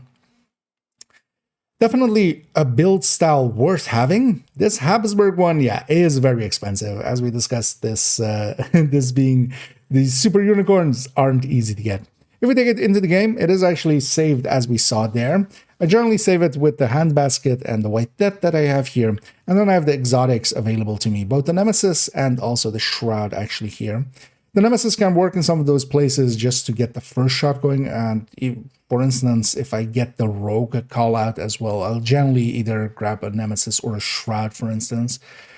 Most of the time, yeah, I will be running an exotic in that second slot. Another thing you can do as well is just put the SMG there for if you encounter something close range, you can pull that out. Especially with Unwavering, that works out to be a really good tool, because when you swap to it, you will trigger Unwavering, and the SMG has enough crit chance that it will do decent even with the minimal crit damage that this build has. But I end up most of the time, yeah, either being, well, nowadays mostly actually that hand basket, that hand basket going in, and either the Nemesis or the Shroud in that second slot. And this being a full red build, yeah, we do want our Revive Hive. In seasons, of course, with cool skills, we can even do trickery where we put the hive on the ground, then pull out the drone, and then pick up the hive again, or we'll have to wait out the cooldown on the drone, but that's just 18 seconds, so not too bad. And then we can have the drone out for several minutes and still have our hive. In seasons like this with scavenging skills, yeah, we can just have both. And I really like this recon drone, the tactician drone. That's also why we do go with sharpshooter, and of course all the other bonuses there. And even the TAC 50 is a really great tool on a build like this. Overall, a build style worth having, but maybe not this one to start out with, because yeah, that's those super unicorns really make this a lot more expensive than it needs to be. A chainkiller Araldi or a chainkiller gift is more than enough for most places, and this is then the upgrade path for it. As an upgrade path, it is somewhat worth it. The price is very high, but honestly, if you're running one build at a time, and if you're running the hotshot setups quite often, yeah, the upgrade is worth it. There we go.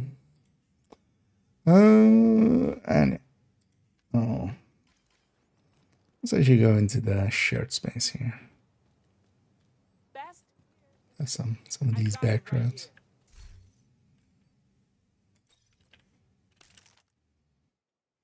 Oh yeah, I need to remember as well, every time we go, different outfit as well. Yeah, how long was that? Wait, was that 1025, really? Well, fuck. That's way too long for that build. I'm talking way too slowly, and I'm also just kind of rambling. You know, yeah, you know what? We'll save that as an option. Let me try to do a quicker one. I'm just getting super rambly. There's no need for that. There is no need for that.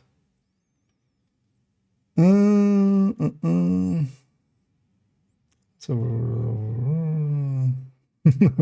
I mean, yeah, they are super unicorns. That's definitely, you know.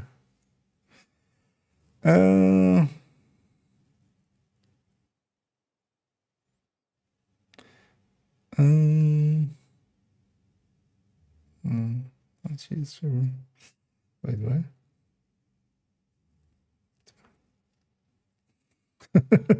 Yeah, I'll leave that to others. Yeah, let's try that again. Also, talk faster, asshole. We're trying to get through stuff. Still, definitely, yeah, slept too little, and also I kind of just woke up before the stream just because I took a nap, because I had to get up pretty early just to go open up shop, and then came back and slept a little bit. So, definitely not awake yet. Yeah, let's go. We got this. Yeah. So let's click there. I always hate when it's like highlighting something here. And on 5.01, we see a hotshot setup. We've already seen a hotshot setup on character 1, where we had the hotshot with Chainkiller and Araldi there. You can also, of course, go Chainkiller Gift, but what you can also go is 2-piece Habsburg. Here we're taking 4 pieces of hotshot for its bonuses. I do like actually running hotshot in full, because I do like that reload quite a bit. And I find myself cycling that amp damage that it has. Once you do 4 shots from the 5th shot onwards, as long as you don't miss, yeah, you can keep that 20% going, and that does work out to be quite a lot. Here we are also going with Determined, and yeah, we are using Determined here to its full effect, where we are just headshotting on the first one and then just body shotting as much as possible, and we are going to get kills consistently and just keep that Determined up most of the time if we can. Because of Determined as well, yeah, we can get Headhunter going pretty strongly, and with MMRs we can have a really hard-hitting first shot. That is the real benefit of MMRs. Here with the Habsburg, and the real benefit that the Habsburg really has is that it does have a little bit more first shot damage than the Chainkiller Araldi. The Chainkiller variant, though, actually will have a better second shot because of the bonus of that talent, 150% stacked per shot, or well, stored per shot. Here we only have 125%, so the Chingle actually does better on the second shot, but the Habsburg pieces do better on the first shot. The downside, though, is these hard-to-get Habsburg pieces. Habsburg always comes with a blue core. That means that when we are trying to get headshot weapon handling and headhunter, or headshot weapon handling and vigilance, yeah, we're asking for super unicorns. Generally, the definition of a unicorn is if we just need the 2 stats to be correct so we can record it. Generally, that's considered a unicorn. When we're adding a talent into the mix, we're adding a lot of complexity there, and yeah, that makes them super unicorns. These pieces are overall pretty hard to get. Most people will get them through crafting, especially because you can craft consistently for a lot of chests or backpacks, but you need it to be on a vendor usually. So if it is on a vendor, you can buy from that vendor, deconstruct the parts that they have for the brand's crafting parts, and then from that you can, with other watch points and other resources from that, yeah, you can craft it up.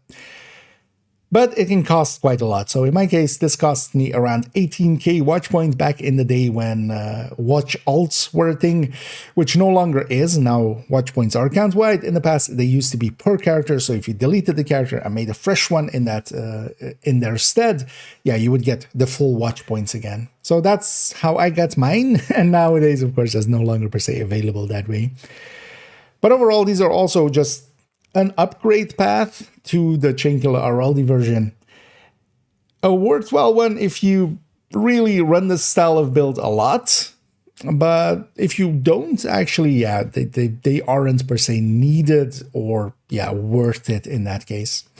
Let's take it into the game where we see it is saved exactly as that. I'm saving it actually with 2 high-end weapons here, because generally I will keep these exotics in my inventory. So I'm saving it with the White Death. The White Death is overall nowadays the hardest hitting high end that we have, so we can put Determined there, of course. But I like the Handbasket quite a lot. It has a lot less damage, but still enough to definitely, for instance, start on a red and such. And even with the Habsburg, just enough to start on a purple with the high grading that we have here. Because of that, I really like the Handbasket because it doesn't scope out between shots, and that makes it quite a comfort thing. But generally, I will just take one of these 2 weapons. As I said, most of the time for me, the Handbasket. Although, yeah, for the Handbasket, you would want to get one that has Detox there so you can put Determined alongside of it, which can make it a harder thing to get, especially if we're trying to get them from the Krampus caches as now, because, yeah, they'll come with a random 3rd stat or talent, and trying to hit either of those, well, if you get one with Determined, you could just put Detox there. But then, yeah, on the second slot, I tend to take either the Shroud or the Nemesis. Both are really good tools. One thing you can go with as well is just taking an Unwavering SMG, because if something gets close to you, you can swap to it, you'll trigger Unwavering, and SMGs have enough crit chance, especially that even that little bit of crit damage that we have as base adds up to that and makes for that SMGs being better than most other tools in that way. And also, yeah, Unwavering being very strong and making it so that you can just beam for the head, for instance. So there are many ways of setting it up. Another is also that you can actually go with other choices than taking the 4-piece hotshot. The 2-piece hotshot is especially that 30% marksman rifle damage that is actually unmatched in other bonuses. But what we could pair this here with is either putting a Fox's Prayer into here, actually, because the Fox's Prayer that Detox, we're going to put Headshot alongside of it, works to be one of the best choices there. And Overdogs does double dip into Headhunter in the same way that Shroud does. So you can double dip. And with the Shroud and the Overdogs, basically you have either 30% or you have the 125% of the Shroud most of the time, because the Shroud is doing tier 1, the Overdogs is doing tier 3, so unless it's something in tier 2, which is a small list, honestly, yeah, you're getting some form of bonus. And that can be definitely a choice. If we take it back into the game, the real price of this one is, especially with this variant, is these Habsburg pieces. They are very expensive and hard to get. But if you do run this style of build a lot, yeah, it's an upgrade path to go down, and yeah, just an light at the end of the tunnel to chase. In my case, I don't end up using hotshot too much nowadays anymore. I don't mind sniping, but determined kind of, if I'm just normally sniping, I'm going, why wouldn't I play determined? And after playing an hour of determined, I got like, I'd rather play something else. So sniping, not per se, well, headhunting in general, not per se my playstyle, but definitely want to have these style of builds. For 5 directives, they are very potent. If you're making one, yeah, don't go for the Habsburg one first. Of course, the Chinchilla Aroldi is thousands of times easier to get. Get that one together, get a feel for it. If you really like it, if you really like that taste, yeah. If you want the Wagyu beef of hotshot builds, yeah, then you have to spend the time, spend the resources to go for these Habsburgs.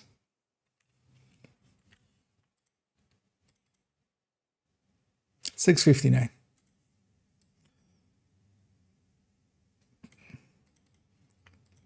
We'll take the 5 out of it and go 6, 9, and go nice.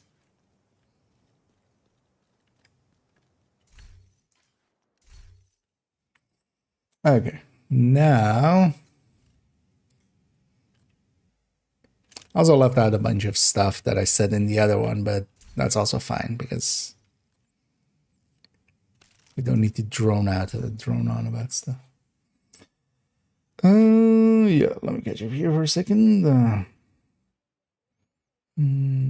So together. Oh yeah, that can also help with just actually getting better aim.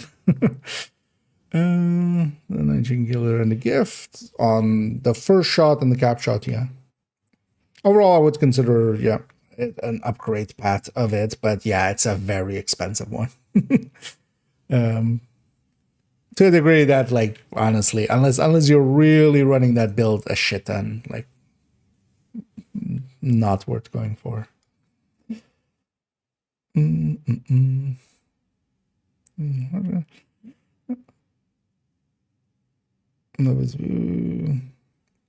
I generally don't. I usually run secondary exotic, but yeah, basically there's a shit ton of things you can do there.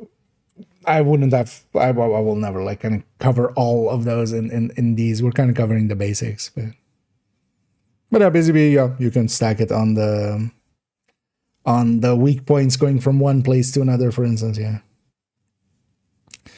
Thing is, though, nowadays as well, Shroud is also an easy enough first shot thing. Although the downside of busy is also you do lose your determined on swap. So I end up using quick step nowadays quite often there, so I still lose it anyway.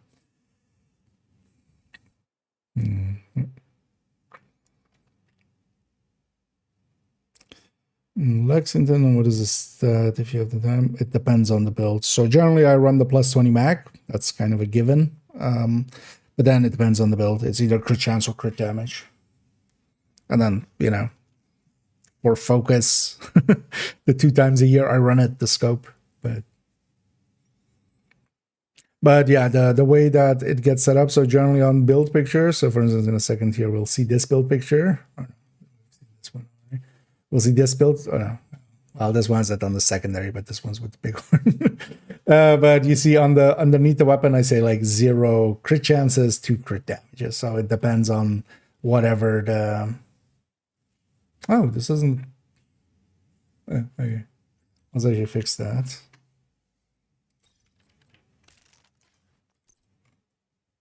So for instance, yeah. I'm running 2 crit chances, 0 crit damages, and then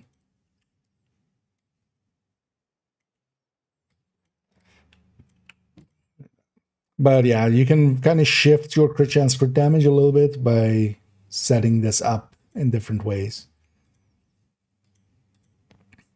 Did I also not do it on the Coco? Where's the Coco? No, I didn't do it on the Coco either. Because these two are newer additions. Makes sense. In the Coco. Chance damage.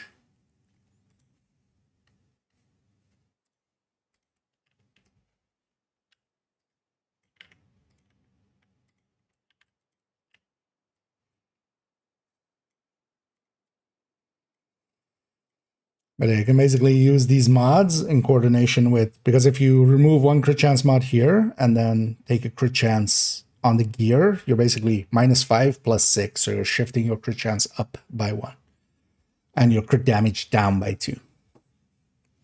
So sometimes it helps to set it up correctly. So you can use the mods on the weapon to kind of set it up more correctly.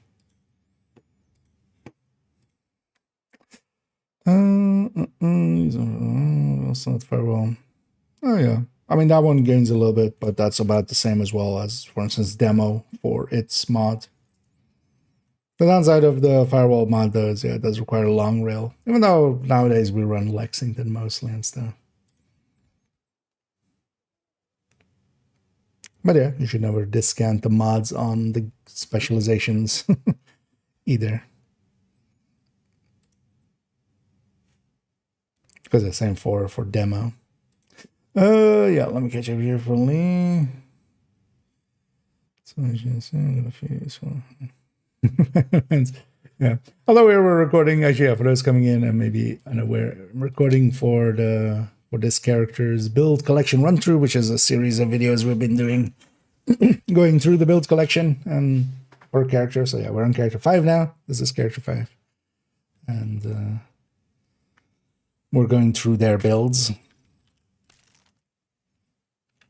And here as well, we'll discuss why we have 5 pieces there.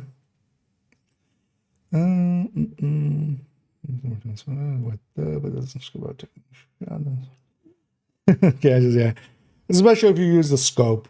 I should have said that in there as well. But if you do use the scope, it's one of the nicer weapons because, yeah, you just... I kind of... It almost has a mini game where I do like that about that one. Of just trying to get to the next person before the next shot fires. Because if you just hold the button down, it's also full auto, even though it's firing once per second, which is pretty slow, of course. But if you just hold the button down, you can just go from person to person, or try to, like, you shoot someone and then you try to, in that second, get it onto the next person. Because yeah, you don't scope out. That's the real benefit of handbasket. But yeah, worth keeping one.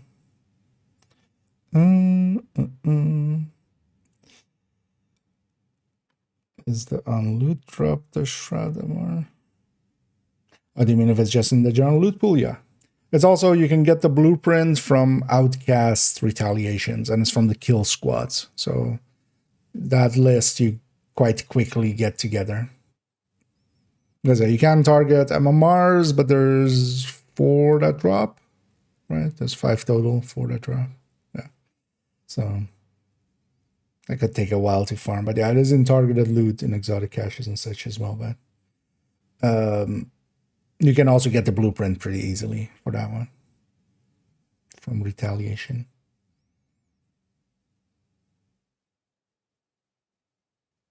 Okay. That was his name, yeah. Yeah, worth keeping one, or at least messing around with. The annoying thing is, from the Krampus event, yeah, you need it either with Detox or with, or Determined, or whatever talent you want to have. Because yeah, it doesn't come like Lexington and stuff. It's not always Detox God roll or such. But you can at least play around with it, and likely Valentine's, I would think we would get the Hoarder again. And if it is just the Hoarder, then it's easier to farm. Because you can just farm the Hoarder, and if he's set up to be in his seasonal mode and dropping 4 loot items the way he was in the past, that's the easiest way. Yeah, let's start recording on this one. So 5.02, yeah. And then we'll go to 5.02. On the 0.02 slots on all of these characters, we've seen striker builds, and this one is no different.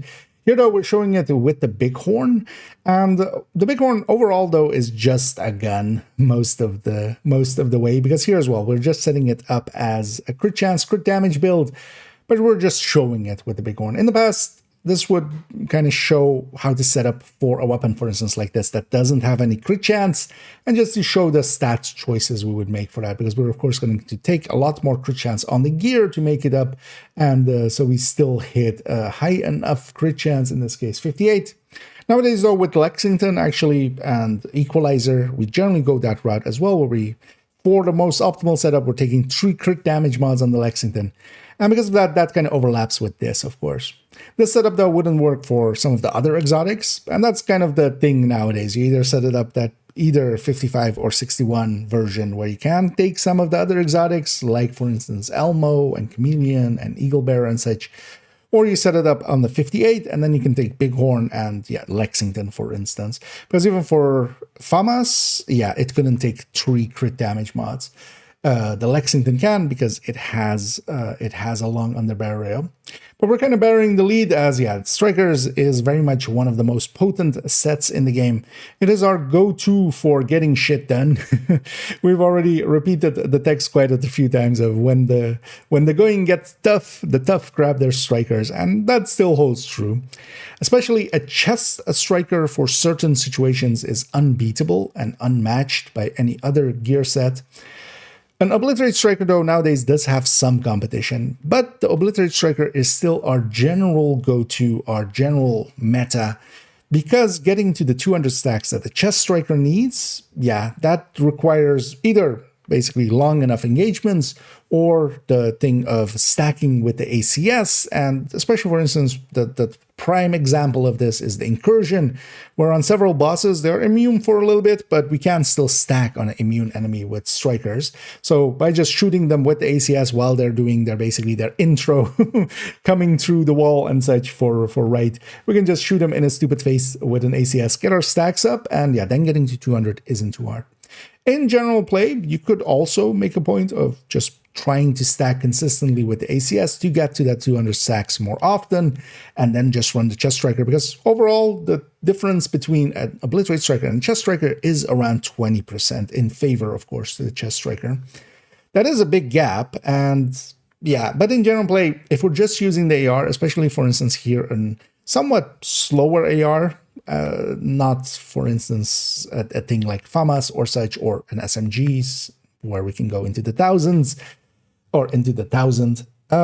Here with just using the main weapon and not per se considering it with stacking up, Obliterate works perfectly fine. And that's why we go that route where we take a 100 stack Striker.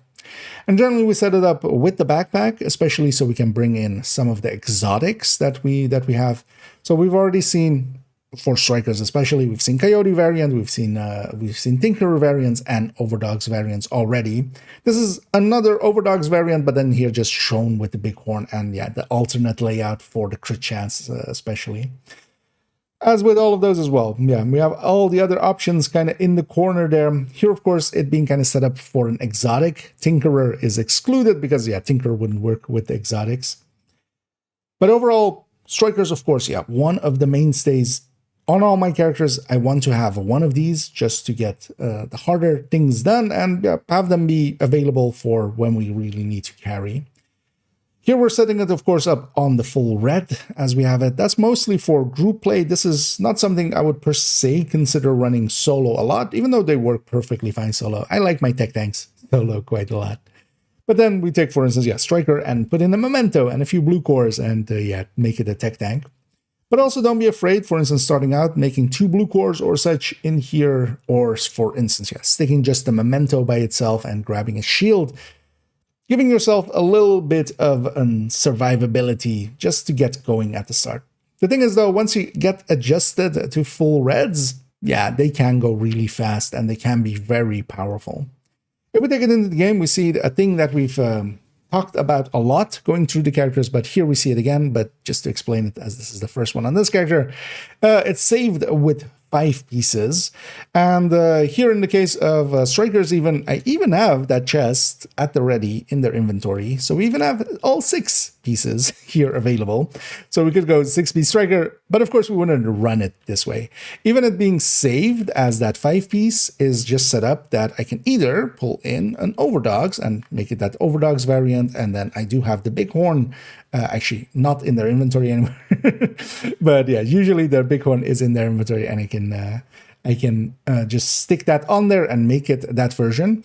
But of course, the other options that I want to have available to me is either to go Coyote or, for instance, Tinkerer. In the case of Tinkerer, of course, I need different weapons, and most of my characters have this as well, where they have at least 2 high ends at the ready, because the Lexington won't work with the Tinkerer. It is a named weapon, and it does count for that.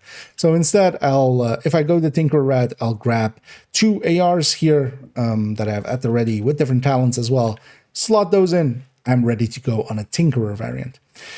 We could also go Centurion. I could go grab that from the stash. Other things like Exodus or Nimble or even Bloody Knuckles. Even, of course, as we discussed, Memento there. That all works fine here. Giving yourselves the options is very nice. And nowadays as well, if we are going the route of, for instance, sticking overdogs in there, I would generally want to have a secondary option. Overdogs, with its mechanic, overall works out to be more than anything else in the game. And just in general play will work out to be one of the strongest things. But for certain fights, and then again, actually Incursion comes to mind, where we have fights where we're fighting a boss and the boss is the primary target, and for instance, Right is a tank. When the other enemies are about, yeah, this won't be active against it. Or with the Lovebird fight, where the assaults spawn around, and yeah, there's tier 3 enemies around, and it won't be active against them. So generally, before the fight, before the thing that I'm doing, I'll think about, hey, will overdogs work? If it doesn't, I'll go to an alternate. Or if I just want the playstyle difference of, for instance, one of the things I like quite a lot actually is going Tinkerer and then taking Killer plus Fast Hands. Fast Hands feels really nice, of course, but I wouldn't want to have it basically by itself and give up Killer. But if I can, with Tinkerer, have basically a little bit of both, yeah, that works out to be an enjoyable thing and just a different playstyle thing, of course.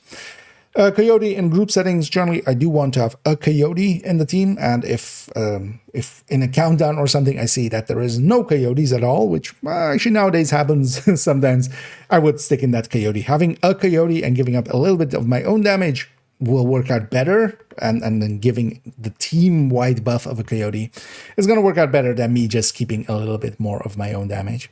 But with overdogs, yeah, we want to always have an alternate to go to. Basically, we want to have an option B. And yeah, that can be either some of the other exotics, but that nowadays as well could be just 2-piecing this unit alloys and going for that second piece, sticking a second piece of unit alloys here somewhere. Generally, though, one recommendation I would give is to not go salvo as that second piece. Just the normal piece unit alloy works out to be a little bit better overall. It is a tiny difference in burst in favor of the salvo, but you give up quite a bit more than that in the form of its burst and on the bursts you gain, but on the sustain and the damage per mag you lose a little bit too much for my liking with the salvo. Here on strikers at least, mostly because we already have a rate of fire from the gear set, of course. Going back to the build picture as we had it there. Overall, a pretty easy build to get together. That's also why it's one of the highest, or well, it is the highest one on the recommended build list. And that is mostly down to, you just basically get 4 pieces of striker together, slap whatever you're getting from the season, because for instance, you'll get an equalizer from the season very quickly, slap that in, whatever other piece you get. And that would be honestly enough to likely get you through challenging right away. Just 4 pieces of strikers and just 2 pieces of high end of whatever capacity. But then, of course, when we max it all out, then it can go to heroic and even beyond. That's why it is a general recommendation to start out with. It is that talent on it is really powerful and easy to use, of course. We're just shooting the enemy and getting stacks. Equalizer, of course, from this season, you'll get one from the reward track. You can also get the blueprint from the reconstructed caches, but if you're just starting out, that's a really big pool. But if you already were pretty deep into the reconstructed caches, this season opening up a few will get you that blueprint. Bighorn, of course, it is a legendary item. Sometimes it is also in the stretch goals. It is also droppable in the DZ. Overall, though, for instance, farming floor 10, if you really want to get the Bighorn of Summit, you can set to legendary. You can farm floor 10 for the boss, and the way that is done is just you kill the boss and then go back to the lobby while leaving an enemy alive. That means that you didn't complete the boss room, but you did get his loot, of course. You kill the boss and you grab his loot. You go back to the lobby, you go back up the elevator, you'll do another boss room, leaving an enemy alive so that you don't complete it. You just kill the boss, leave another enemy alive, and go back to the lobby each time. Or just doing some of the legendaries. Eventually, it's not per se a hard item to get, but not the easiest one either. It's not in the general loot pool. Trying to get it through the DZ and such usually is a lot harder as well. Sack Broker, as we have it here, can be replaced with the ACS. Just any ACS will do fine here, but also consider, for instance, putting an SMG or LMG here for different ammo types.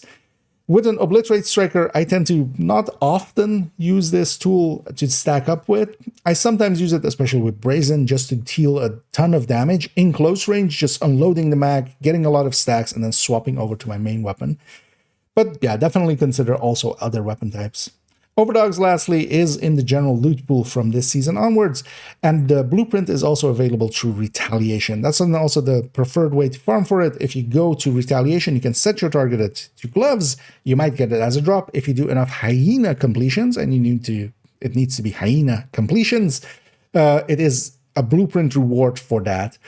There's only 5 there, so eventually you'll get it, but you need to be consistently completing those retaliations. And that's not per se a super easy thing to do. Retaliations are a little bit harder, but especially with the tech tank, that shouldn't be too hard. And eventually, that way, going through retaliations, you'll have the blueprint, because there's no duplicates there, you'll eventually have all of the blueprints there. Might even be your very first one if you get really, really lucky. So that would be the recommended way to go for that.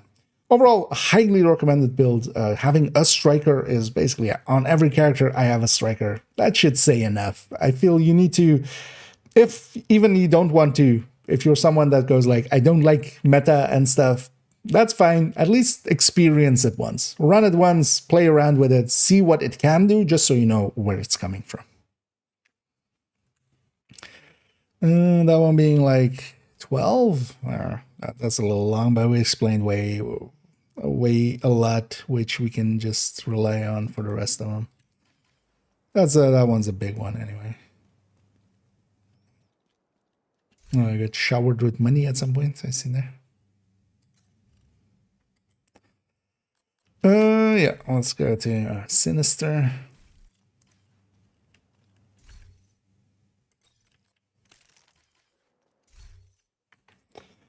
Let's go over here, and then let's catch up on chat for a moment, and then but everything build, and I've been able to use it getting challenging, but so far impossible. If you focus on this build or use another, so which one? Depends on if you are running solo, I'm guessing. Because, yeah, well, if you aren't familiar with it, I'll link to the recommended build list. This is going to trigger twice as well, isn't it? Yeah. Yeah, it's fine for now. I'll fix that later today.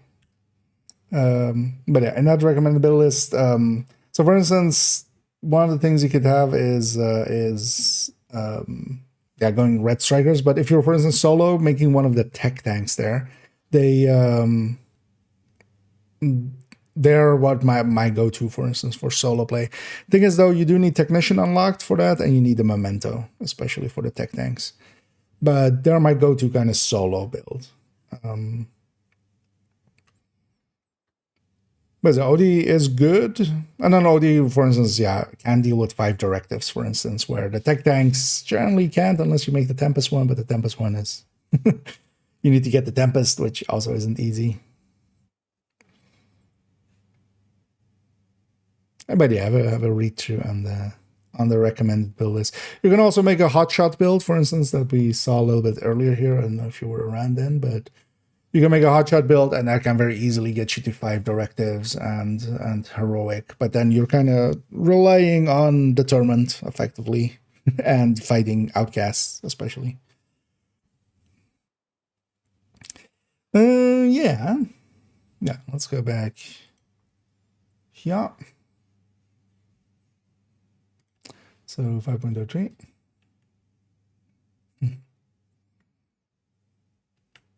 as we come to, that's exactly how I started the last one.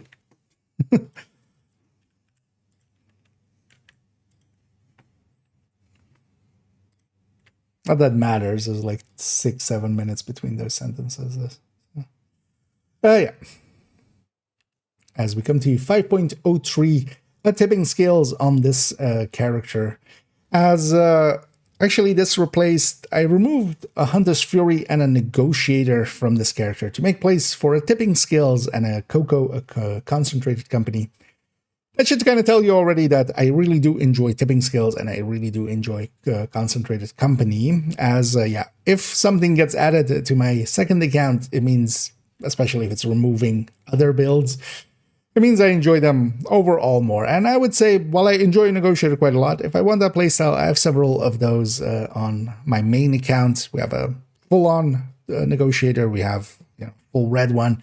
We have a turret drone hybrid even, and even a tech tank. If I want that playstyle, I can still get it. But on here, if I really want to have, you know, the smorgasbord, yeah, I want to have a striker, I want to have a tipping skills, and I want to have a concentrated company. And of course as well, hotshot as well, but then for different things. So here, the tipping skills on main account, we saw it be with Overdogs. Here I'm presenting it with Tinkerer. Basically, again, a variation, just showing it as a variation out here. But set up in mostly the same way, but then, yeah, with the Tinkerer, and we're going, of course, measured plus frenzy, the bigger setup that I really do enjoy for Tinkerer. Let's right away actually take it into the game where we see that, yeah, again, it is saved with 5 pieces as a lot of these builds are. And because of that, yeah, nothing is stopping me from becoming that Overdogs version that I honestly do enjoy a lot here as well. With LMGs though, yeah, nothing wrong with going Tinkerer, especially because we can merge in Frenzy. What I do like about Frenzy is that if a fight goes on long enough, if a fight is worthy enough to go long enough, yeah, it'll just become Frenzy will come in. And its damage bonuses, the damage bonuses on Frenzy are enormous once it triggers, and that will just melt whatever is remaining. And up to that time, we still have Measure to kind of get us a little bit of damage going there. But with this one, yeah, I can go the route of sticking in that Tinkerer, or again, Coyote, Centurion, any other exotic that I like, even if I really want to do a Memento or such. And here I have saved it with this Sacrifice chest, as we saw in the build picture, was with the Equalizer. Thing is though, that nowadays, especially seeing as we no longer really use Chaska chest with Obliterate, if we keep the crit chances and crit damages the same, especially that mod slot, of course, between the Equalizer and, for instance, the Sacrifice, we can just directly swap between them, which is a nice thing that is a side effect of the changes that, or the coming in of Equalizer is, of course. Nothing is stopping me of going and getting this Equalizer, and that's how I will mostly run it. But I do like having this chest around, and this is the only place that it is saved. Because of that, I've saved it here. If I, as well, on the striker end, want to sacrifice, because that is an option there as well, of course. And the nice thing about glass is, of course, yeah, it is a little bit more damage, but it's not just that. It's not just that it is 30% versus 24%. This is 30% from the very first shot, where, of course, Obliterate does need to stack up to get to that 24%. And that does take a mag, basically. So you do a ton more damage at the very start, where usually as well, it matters most, especially on builds like these that are stacking builds, where their damage is lowest at the start. It can feel quite a bit better to stick glass in there. So I'm definitely someone that does enjoy glass in these builds. But I end up running it quite often with Obliterate just to not have the headache of course, that extra incoming damage, which is the downside of Glass Cannon as well. What Glass Cannon especially does is it turns all damage that normally sometimes we wouldn't concern ourselves with, things like a Rusher running towards us with an SMG. You can take quite a lot of hits with that on Obliterate, but you can't that much on Glass. Instead though, yeah, with Glass we can also kill them a little bit faster, so that helps. So overall, I do like having, again, giving myself the options. That is core to me, and here of course even more so, because on this character, I have a lot of these builds. If we go back to the build picture, yeah, tipping skills, a very potent set. It is especially LMG based, of course, where it gets those bonuses. And that's how I tend to run mine as well. And we did a build showcase on it recently if you're interested in seeing more of it and a little bit of variations, especially in the exotics and such. We generally do take the backpack. We leave the chest out. I don't like the chest for tipping scales. Taking it to 15 seconds for its stacking means that, honestly, in the few places it would work out and where you can do pre-stacking and get damage out that way, I would likely just pre-stack strikers and get even more damage, because the damage difference between the chest tipping scales and an obliterate tipping scales is actually not as large as, for instance, the striker variants that we saw. Because of that, I just don't even show the chest even as like a variant or such. I just don't even have that on the characters or in my stash. So overall, I just avoid the chest. So taking that backpack, yeah, we can go with any of the other exotics, especially if we're taking Equalizer here. We can go Overdogs, we can go Tinkerer. Tinkerer, of course, is from the Manager Climax mission. So if you do that one on any difficulty, you have a chance at it, but doing it on the first clear or Master is a guaranteed drop. Because of that, Tinkerer is gettable, but it's not the easiest mission to get done, especially on Master. There are places that can help out with that, several Discords that, do community runs, Sherpa runs, things like that, where they help players to get them. Or you can try matchmaking for it or LFGing for it, and you might find like-minded people. The Tinkerer is well worth getting. It is one of the potent exotics, and yeah, it does come up here and there. For the rest of it, yeah, it is just red core pieces that we're keeping with red stats and such, so not too hard to get. The Equalizers we can also pretty easily get. Here we're especially also using the classic M60. That is my preferred weapon for tipping scales, where it has a longer firing time. We can also go GR9, that's why I have it as a secondary here, but I definitely prefer the burst DPS of the classic M60 by quite a lot. I feel the GR9 feels generally quite weak. I'm basically just using it as a secondary there just to bring frenzy in, and it could be really any weapon. One thing I generally go for as well with tipping scales, we have way too much crit damage, especially by extension crit chance kind of gets hit, where on most LMGs, if I was using an LMG on strikers, if I were using it on Coco, I'm going to go with crit chance as the third stat. Here on tipping scales, rate of fire, DTH, and DTA, damage to health and damage to armor, are kind of the go-tos, and somewhat in that order. So I generally, for my general use one, go rate of fire. But for instance here though, with Tinkerer, we wouldn't want to use the secondary, of course. The Tinkerer only bonuses the first one. But if I was to have, let's say, Overdogs in here, I would actually go rate of fire and DTH, as we kind of showed with the build showcase as well. And in places where there's a lot of H, for instance, a lot of Warhounds, a lot of heavies and such, I would maybe swap to that secondary and get a little bit more damage out of that for that part. But rate of fire is the general go-to. Overall, tipping scales, should be evident by it kind of replacing some other builds here on my second account. Definitely worth having, and I enjoy it a lot. It is a different playstyle a little bit from strikers, and because of that, I like having it here just to give me options. There we go. 7:59. Generally, the target time is kind of 8 minutes, so 7:59 is kind of perfect. Let's load up the next one and load up the next outfit.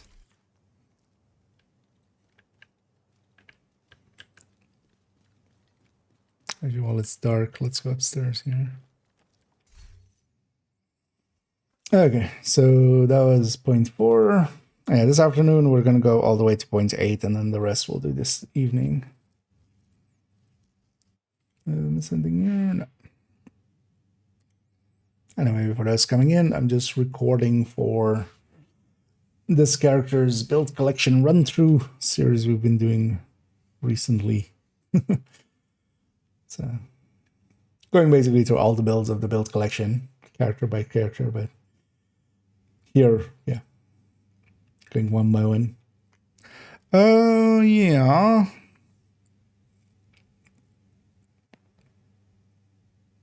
Okay. Let's just get going. 5.04 FI, Future Initiative, the healing gear set, one of the 2 major healing gear sets that we use quite a lot, the other being Measured Assembly. Here, FI is one of our go-tos, especially because it gives a total weapon damage bonus to the entire team, as long as each player is at full armor for themselves. Any player that is at full armor, they'll receive the buff if they are in your group. And of course, we can try to keep them at full armor by healing them up. That's kind of the idea behind it, of course. Generally, with the future initiative here, FI, what we set it up with is, for PVE end of things, is we do take the chest. The chest increases it from 15 to 25 total weapon damage and total skill damage as well. Alongside of it, we should say, mostly though, we use it for the total weapon damage side of it. We did take that chest to increase that bonus. The backpack on the FI gear set would only basically increase our proximity heal to other players. When we're healing somebody else, it has a proximity heal mechanic that it has, healing ourselves and anybody within range, and that the backpack just increases that. That's not per se that useful. That's also why we generally go with different backpacks than that. BTSU Data Gloves is my go-to for any healing build, and also quite a lot of skill builds. Generally, if we are at skill tier 6, and a hive in some form makes sense in there, and not just the healing hive, because for instance, if we're using the stinger hive on some offensive builds, even though of course it has a repair skill role, but for instance in the seeker spam build, I still use the BTSU Data Gloves as my go-to because of that overcharge mechanic that it has. But generally, also, for a lot of play in Division, we don't even need a full-on healing. That's also what you can see me go for here. We do have a few skill haste. We're not just smacking everything into repair skill, even though this one does have a decent chunk into those. But yeah, we are still taking a few skill haste alongside of it. The reason for that is also that we don't need maximal healing, because that's actually way too much. Much more useful is to have enough healing, then have some buffs, for instance, the FI buff. Here also opportunistic through the setup, or for instance with Hermano with perfect overclock, giving reload speeds and skill cooldown reductions. And then yeah, the BTSU Data Glove, even though it is kind of aligned with healing and helps out the hive quite a bit as well here, that supercharge that it has, and that's that overcharge. Whenever you overcharge, or well, deconstruct a hive, you will overcharge yourself. If you are at skill tier 6, which this build of course is, then it will actually overcharge the entirety of the team. That is actually one of the strongest mechanics in the game. If nothing else, that will reset everybody's hives, which is also a thing that the BTSU Data Glove will do, is just reset everybody's skills. Alongside of that, though, an overcharged on, for instance, some allies, an overcharged pulse will do extra damage. An overcharged shield is invincible. An overcharged smart cover gives a ton of damage to targets out of cover on the red side and a ton of bonus armor on the blue side. So a lot of tools become a lot stronger when we do that, especially in coordinated teams. Yeah, this is one of the most potent tools that gets used there. The opportunistic is, especially with the shotguns, if we just shoot the enemy, 15% debuff on the enemy, making it effectively always, if it's a debuff on the enemy, it's always going to be a separate multiplier, so it's a full 15%. And yeah, that helps, of course, to kill the enemy faster, so we don't need to heal for as long. That's the thinking behind it as well. The way that I generally set it up with my repair skills and my skill haste is that I try to make it so that the hive, especially with survivalist on top, the 15% healing from the survivalist, which isn't represented in here, that 2 charges is enough to heal up on full red, especially with a little bit of grading, all the way from 0, all the way from not having any armor to full. And to do that in 2 charges instead of 3, because a little bit less repair skill than this, and it'll take 3 charges, and well, it's 1 charge more. But of course, quite often, the hive just plonks all its charges into one person, as any healer will have ran into and be annoyed by. So, but that's my thinking there, and that's just something that I've picked that, like, oh, we can kind of maximize for this. But generally, I would say keep a few skill haste, especially helping out with that ammo cooldown on the chem, because that one definitely can use a little bit of skill haste towards it. If we take it into the game, it is exactly saved as shown there. And then I do have the backpacks in my storage at the ready, so I can grab a Hermano if I need to. The Hermano does also make for really good bonuses, especially in places where we can't, for instance, shoot the enemy. But overall, these are the go-to for raid healing and for incursion healing. We would play around with the specialization sometimes for especially incursion, where survivalist isn't as useful. Survivalist has more outgoing healing to it. But generally what it gets used for as well is that we can have the flame grenades, and the flame grenades make for a really easy sledge. Of note, and actually I haven't brought this up all through these videos, and somebody asked about that, so let's make that clear. It is also in the wrong text guide, but even though Perfect Sledge says for the person from the agent that applied the mark being the damage bonus to, no, that didn't actually come to pass. In one PTS, they were thinking of making it personal effectively and removing the group-wide component of it, but instead they just reduced it to 20%, but it kept the text from that PTS, which is kind of annoying. But yeah, no, this is group-wide with the flame grenade. If they just get hit by any of the flames, and of course we can just toss it and kind of forget about it, they'll just walk into it or they'll spawn into it, and then the sledge will be applied to them. Sledge with its 20%, still one of the most potent damage bonuses that we have in the game. So we quite often use it for that. But for instance, with incursion specifically, yeah, the enemies are immune, or well, the bosses especially are immune to fire, so we would need to hit them right away. So then we, for instance, go with demo or with technician. Demo for the extra detox that it has, and also it makes it so that the mortars, if the healer gets hit by the mortars, they can eat one explosion per minute with the demo's perk, and that can keep them alive, and hopefully through that keep everybody else alive. Otherwise, technician for its Faraday effect, so you don't get shocked by the shock traps on the lovebirds, for instance. So sometimes we do play around with the specialization specifically to have different perks applied to us. Any place where there's disruption or shock, for instance, technician comes into play quite a lot. Same for instance with Morozova at the end fight. Overall, though, a very standard setup. We just take 4 pieces of FI and stick a BTSU in there and take a backpack. The setup would be the harder piece to get here. It is actually with a blue core normally, so you do need to find one with skill haste, repair skill preferably, but you could also get away with just having one of the 2 stats and recording it, or keeping it blue core, and then you just need one of the stats, and if you just go technician in general, that will make up for that 1 blue core. The BTSU Dead Gloves is in the general loot pool, and also the blueprint is available through retaliation.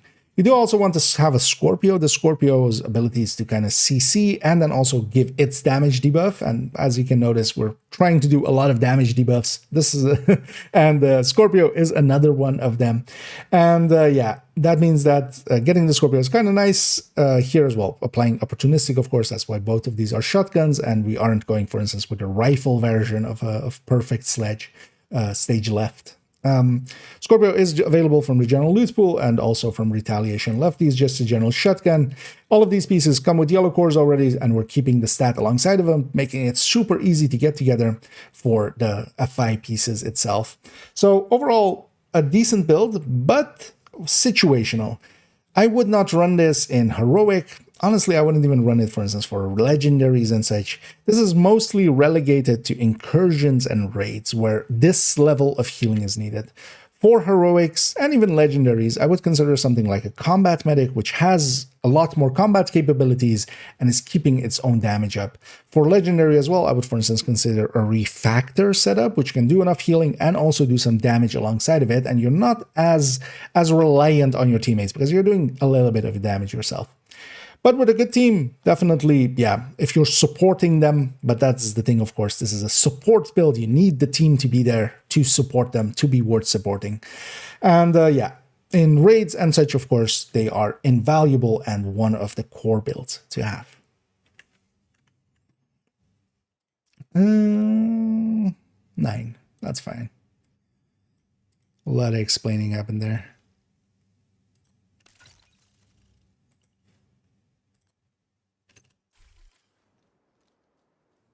Oh, a wild Dagnets appears there. Hey dear. 511's actually, I mean, I'm already planning to make the same joke I've made several times for that one, so.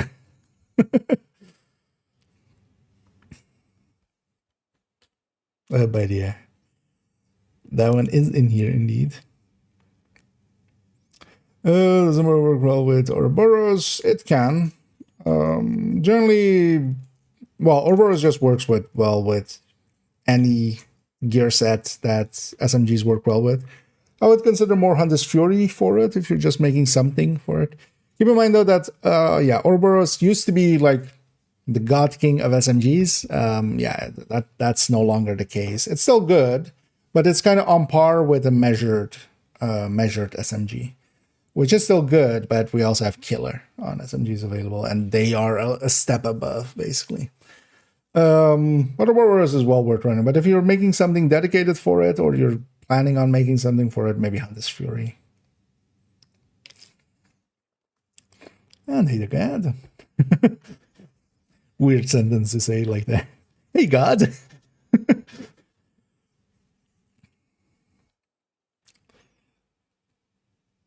You have a build for urban MDR. I don't have builds like, for instance, I do have rifle builds. But generally for rifles, honestly, I would say either in group settings, Coco, Solo, Umbra, or Negotiator are kind of the go-tos for rifles. But yeah, I don't have like a build picture specifically set up for like a specific weapon generally. Urban MDR is still fine though.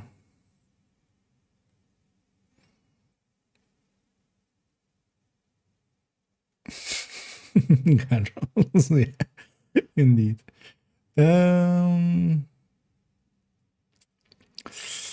Any effects? Oh yeah, this is this is Eclipse, Fire Eclipse, and then we're gonna actually, as I'm recording basically for a video, so we're gonna actually explain what this is and what it's for. So we go to the next build picture. Fire Eclipse. It fires. Snow Machine. No, because Snow Machine is just a visual perk thing. I'm gonna actually explain why I have the gloves here, or why I use the glove slot. Yeah.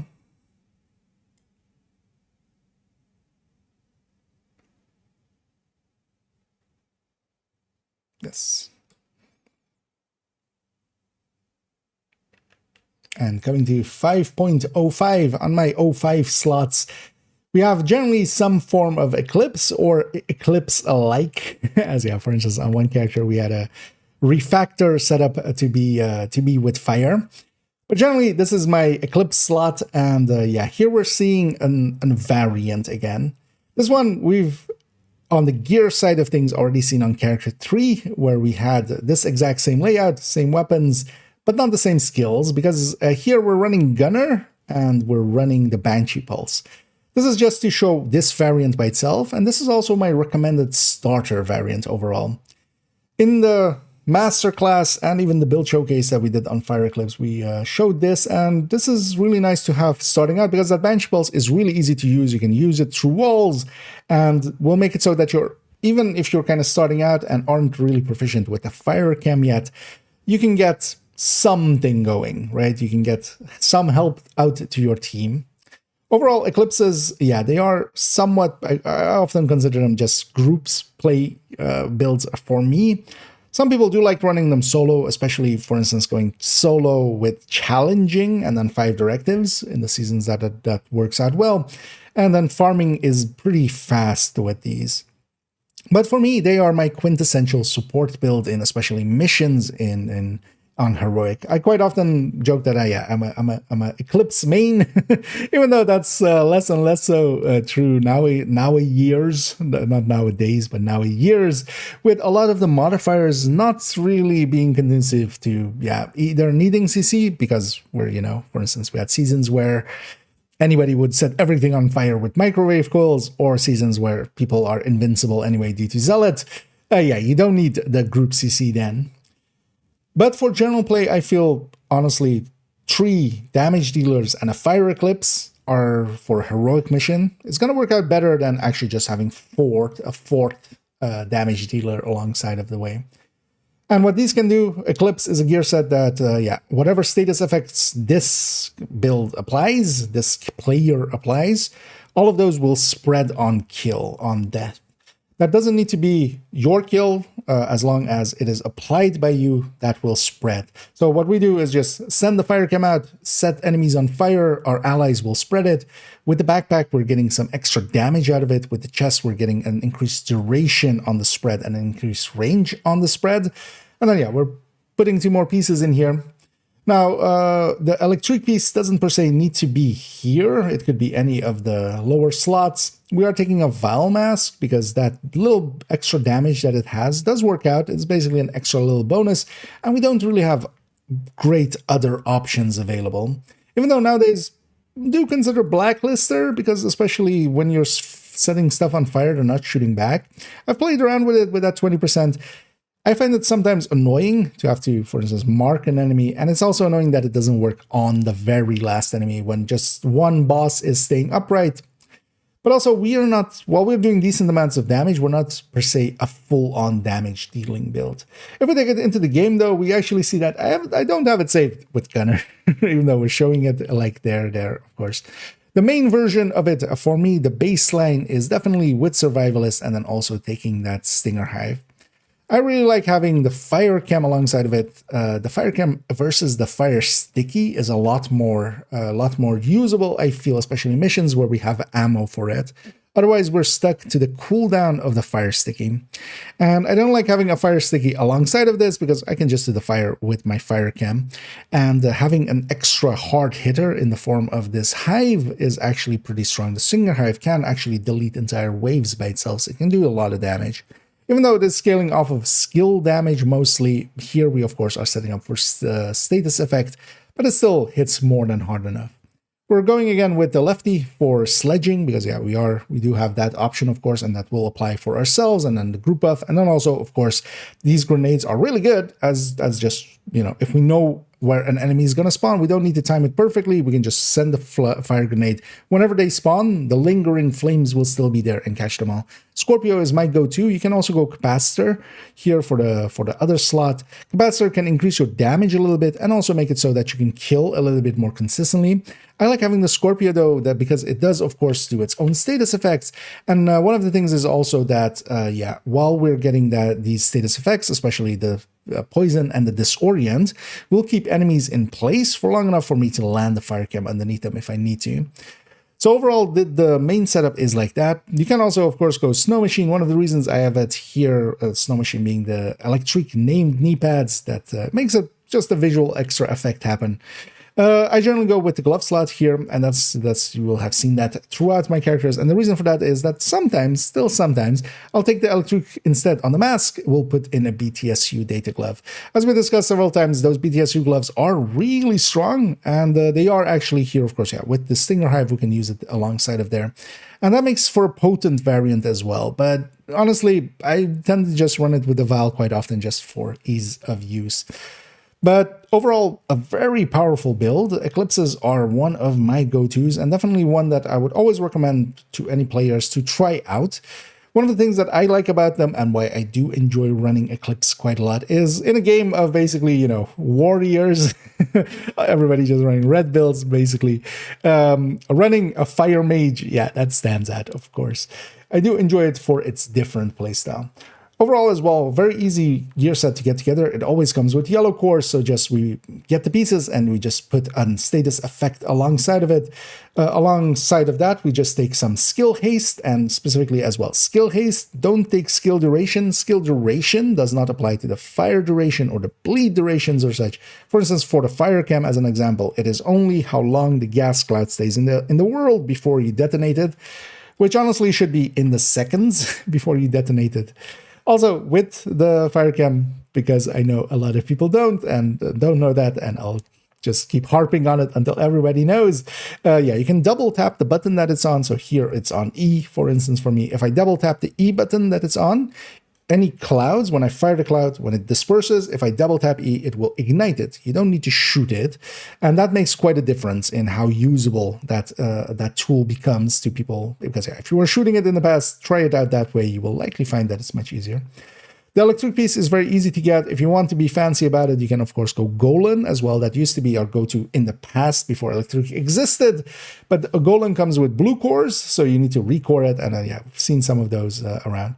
Val is generally available from the general loot pool, and also the blueprint is available to Retaliation. Same for Scorpio. Lefty is a general item. And then, yeah, specialization-wise, we can actually play around with some specializations, because this is actually kind of to highlight that. We do go Gunner here for the Banshee Pulse. The Banshee Pulse is a really strong tool, especially for beginners, just because how easy it is to use, and you can use it reactively. That's the thing with this gear set. It really helps if it's on somebody that knows where all the waves are going to spawn and can send the fire cams already in ambush instead of playing reactionary. Whenever you're playing Eclipse reactionary, it doesn't work out as well, because it's kind of hard to catch some of the enemies and such that way. But if we know where everything is spawning, which running through missions, you'll learn after a while. And one of the reasons I know most of the missions as well as I do is because I run Eclipse a lot, and I need to. It's kind of my job to know where stuff is spawning, just so I can, you know, for instance, set the hive underneath them. But overall, this can be a good way of learning that as well. Even going for instance, sharpshooter, I've done that from time to time, and there we're just using it, well, for instance, in that season with microwave calls for that drone, but also the flashbangs from that are really potent and very easy to use, of course, as well. So there are definitely reasons to go with different things. Also here with Gunner, we're getting foam through the foam grenade, which once in a while comes in handy. So this as a variant is worth running. I would recommend starting out with this actually, and then playing around with the main variant as well, which is just survivalist and then Stinger Hive alongside of it. So not a big change. 9. Yeah, for Eclipse, that's fine.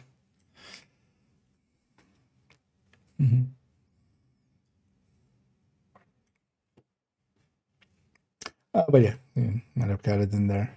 The main reason I have it at the glove slot is just so I can direct swap into BTSC. Also because also Snow Machine doesn't do much, actually. it's just for the lulls, right? So, yeah.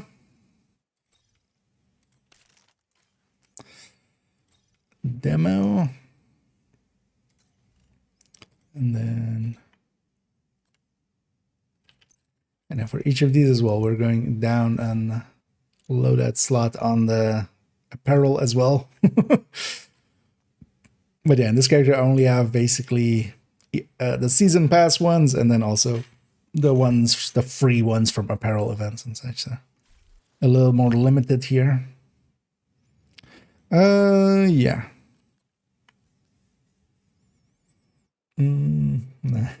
Oh yeah, that's also a thing. Like if you have that one, like. Also, I don't end up using the BTSU version too much nowadays. I should run that one more, actually. But I always dislike not having the Val.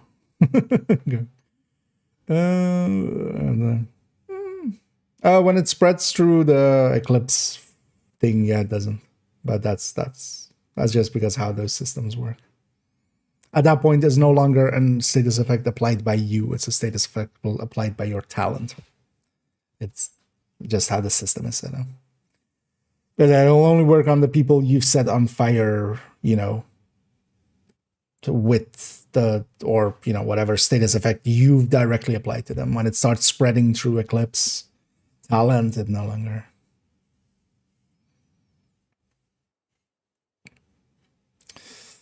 There's skill damage, I guess, haste. There's actually that you don't per se need to. Like status effect, you want status effect there? Status effect definitely. But alongside of it, I like having haste because honestly, the haste on Eclipse is low. That's actually, I feel like, you know, the thing where it suffers the most. But the skill damage does also add a little bit to the fire damage. So in sync, I love the yeah. But if you're using in sync, I would maybe swap the Scorpio to a capacitor. Capacitor is a little bit more potent than that. But yeah, lefty is really strong, especially if you are survivalist. I need a derf.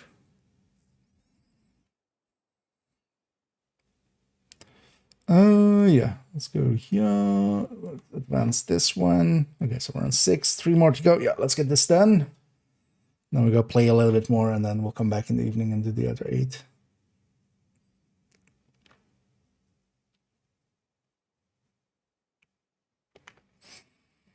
Is it save exact? Yeah. And keep forgetting like which.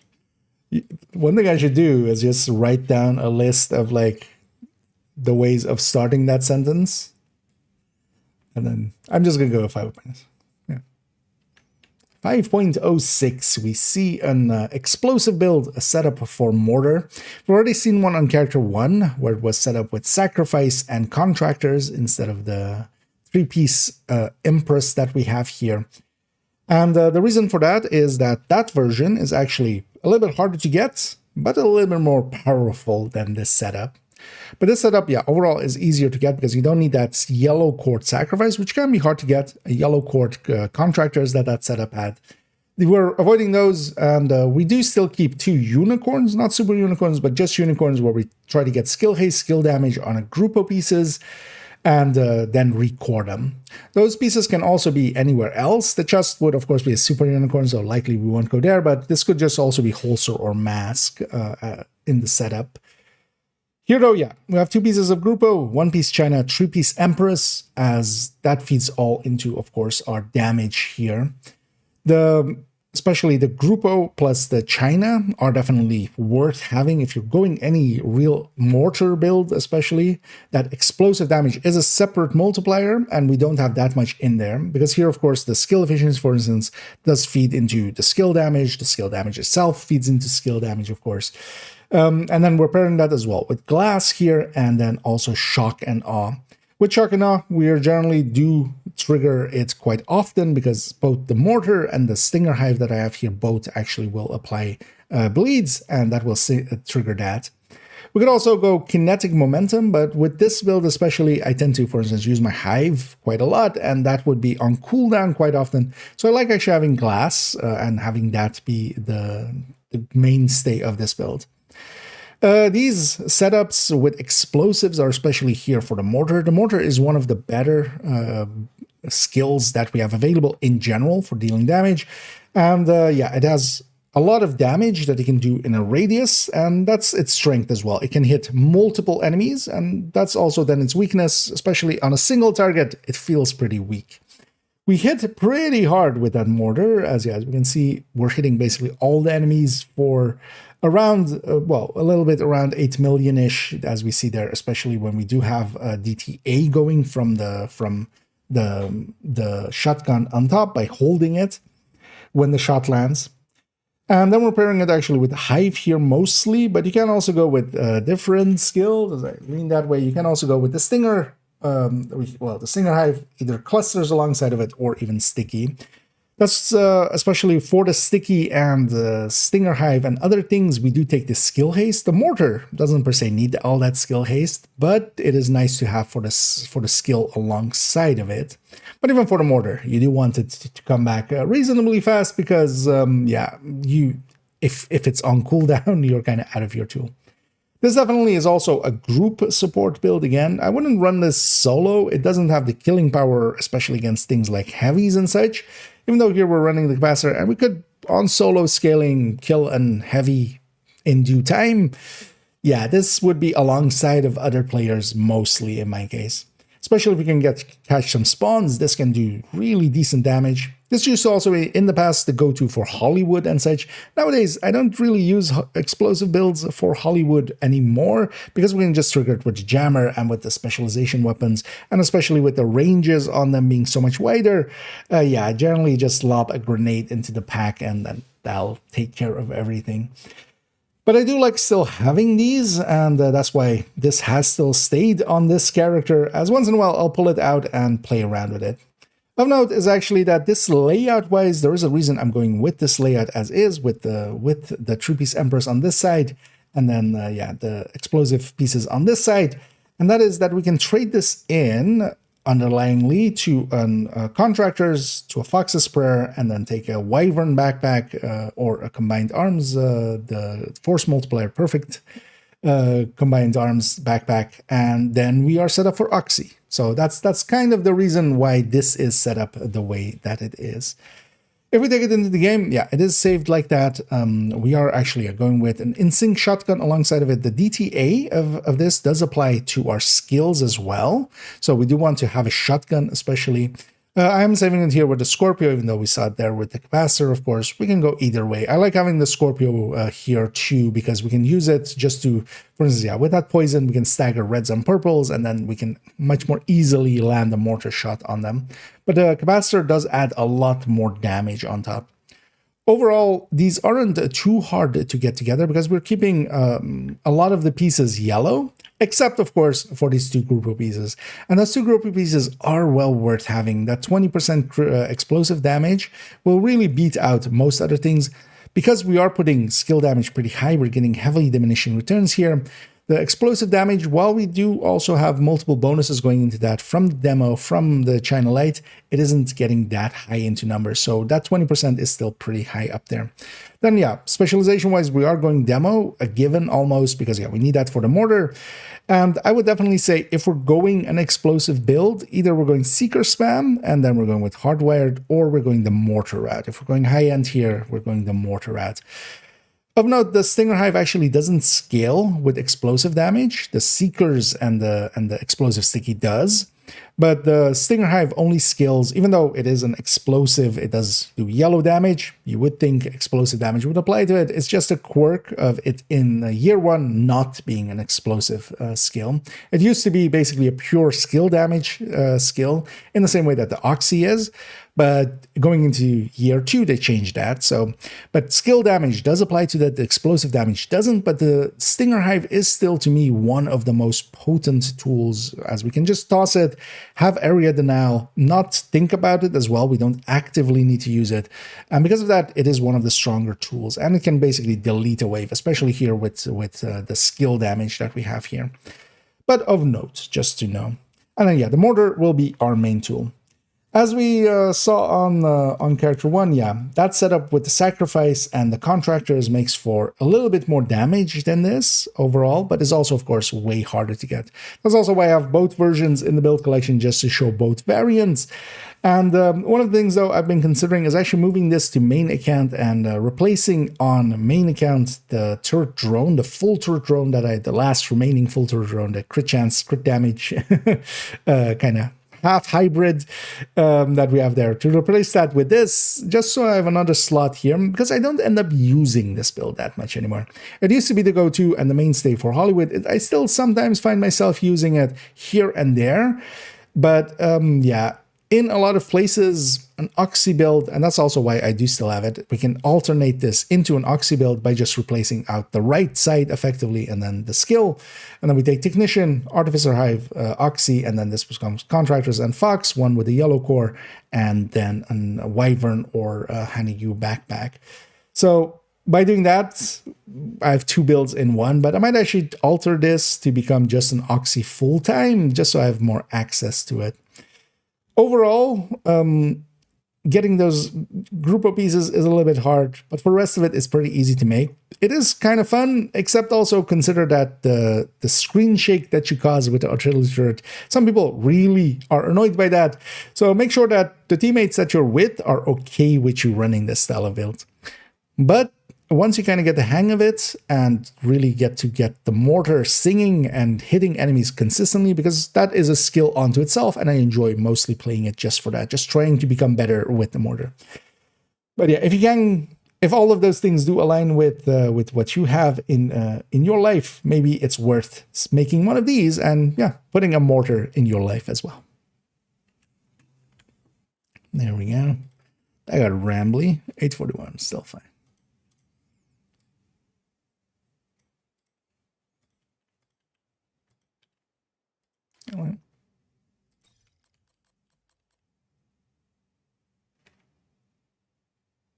Why does this say 4? I was very confused here why this said 4. This is going 4, 5, 4.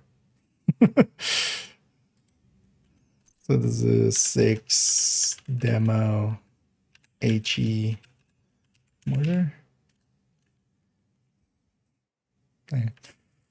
Yeah, combat medic next. Next thingy. Wait, what did I do? Oh, is that? I see clips. I am IKEA. For today's video, I'm going to sleep. Yeah.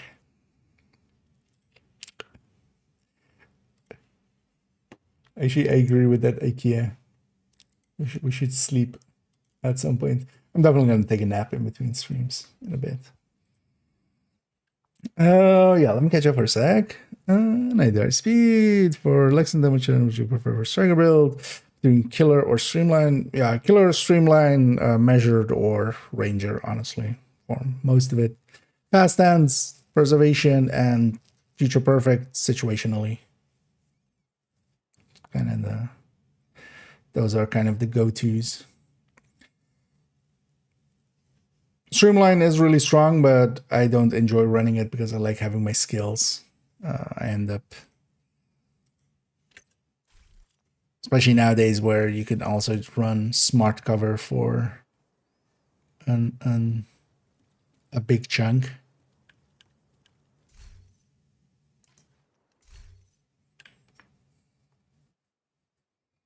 But a measured can kind of be the baseline of just like it's an around the 10% pretty consistently.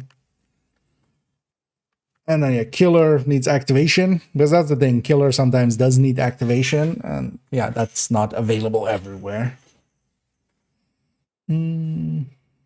Sorry, well, that shouldn't be too hard to get. Just one targeted AR run would likely be enough. Actually, I missed that earlier. But yeah, you're welcome. You're welcome, Gad, for the tips.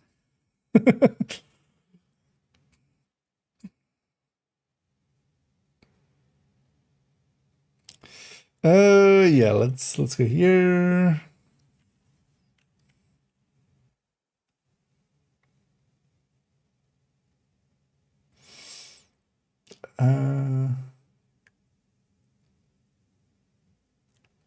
Yeah, this was just those repair skills, right?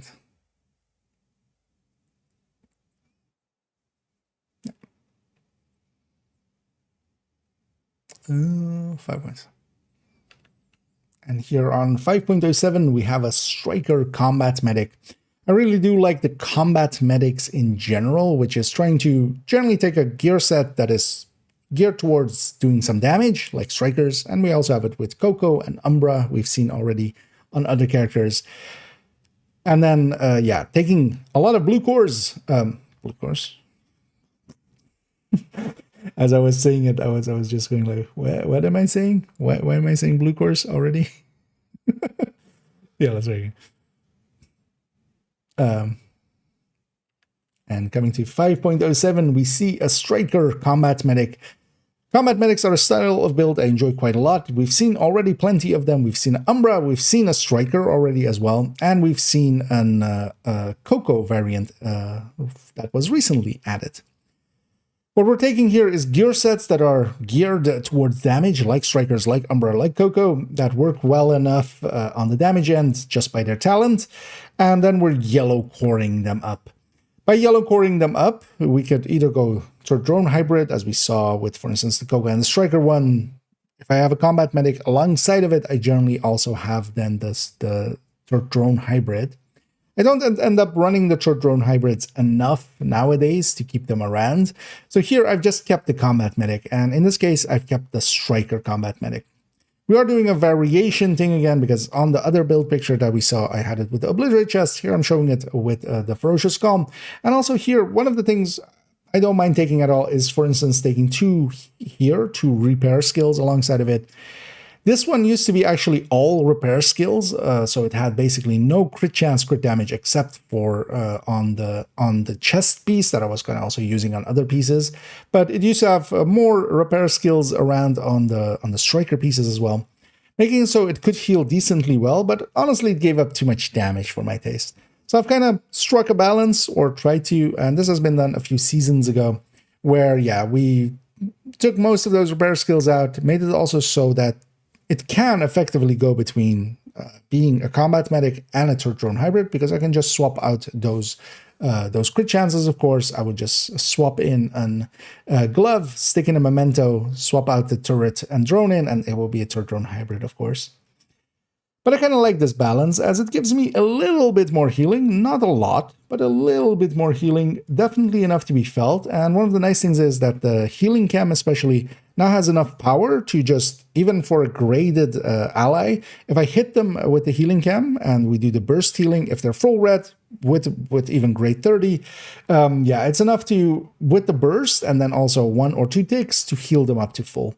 And that does give people confidence that you can heal them enough, and that does make a difference. And of course, on the healing hive as well, we of course get a little bit more healing there. Here we're using the striker side of things just to do more damage. We're going for the 100 stacks. We are just going in with the capacitor and trying to get up to those 100 stacks.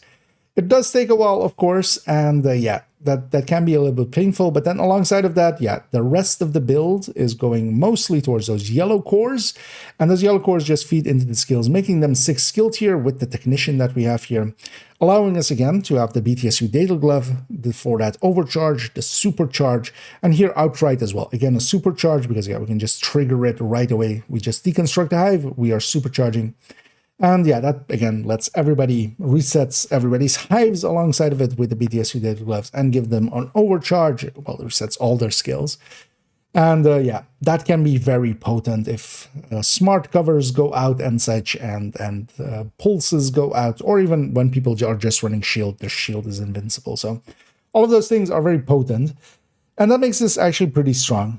To me, this is one of my go-tos, especially in seasons with no regen, because there we do want to have a little bit of healing to make up for the out-of-combat healing not being there anymore, of course. And this then is the Ferocious Calm setup for it, even though we saw actually on the characters we saw previously, the Striker on character 3, there I also had it saved actually with the Ferocious Calm, just so I could have that option, and then we could always swap out to, for instance, having the equalizer come in, of course. So giving me the options, because Ferocious Calm can be really strong, that Overwatch, giving 14% to allies in total weapon damage and skill damage, as long as I stay in cover, works out decently well. If we take it into the game, we see actually it is saved as a 5-piece. The reason for that is that, yeah, as we discussed, I could actually swap out the mods that we have here in the repair skills that we have, stick in a memento instead, and then we would actually, with the turret and drone, we would have the turret drone hybrid variant of this. But also, this way I can play around with it even more, and I've played around, for instance, having blacklisters on this, on a build that can heal itself. Blacklisters maybe would be less of an issue or such. And also, of course, I'm not, for instance, I'm going to be running innocent group. I'm not going to be the main target of the enemies. So things like that. And then, of course, yeah, for instance, even running it with Birdie and running it with the Birdie backpack, just so I can revive more and have overcharges through that system, for instance. So I played around. This gives the options again with the 5 pieces to play around. But of course, most of the time I am going to run it with that BTSU data glove. That Chesto definitely can go and become an equalizer if I don't want to have, definitely trying to stay in cover and keep in cover. It's not my general playstyle, so I need to actually actively think about being in cover. While I do use cover, I generally just use tall cover and just stand behind it, not using the actual cover system. That usually works out to be a much more beneficial thing to do as well, and is a thing that I've trained myself to do. So actually going in cover consistently, not something I find myself doing often. So I can always run it with perfect obliterate instead, giving myself just a little bit more damage at the cost of that group buff, of course. But overall, well worth having, especially if you are a kind of player that likes playing Healy builds and such. And for heroic, this is more than enough healing alongside of a decent team. This wouldn't be enough healing, for instance, for raids and such, as we were discussing with the FI earlier on. They are the mainstay for incursions and raids for me. But on heroic, they're overkill, and they also don't give me enough to do. I would honestly get bored of them quite often. Because actually, these are harder builds to play than most people realize, especially if you want to actually perform well and, you know, be good at the healing and the shooting part. Because most of the time, I'm shooting just as much as anybody else on the team, or trying to at the very least. And alongside of that, I'm trying to keep an eye on my allies' health and armor. When they get hit by the enemy, I want to heal them up as quickly as possible and get them back into the fight. Letting them shoot more as well, because they don't need to spend the time to either medpack or, for instance, take even more safe positions. And with the BTSU, we can give the group woof. And one of the things that I've found recently that I enjoy a lot is the Hive with a decent team, and depending on the content, will be more enough to do the healing, and then we can bring in a smart cover. And of course, we are at skill tier 6, so we do get pretty strong smart cover out of this, giving us that damage targets out of cover, and especially if the team is kind of willing to sit in my Hive and then also into the smart cover while in cover, together with my Overwatch on top of everything.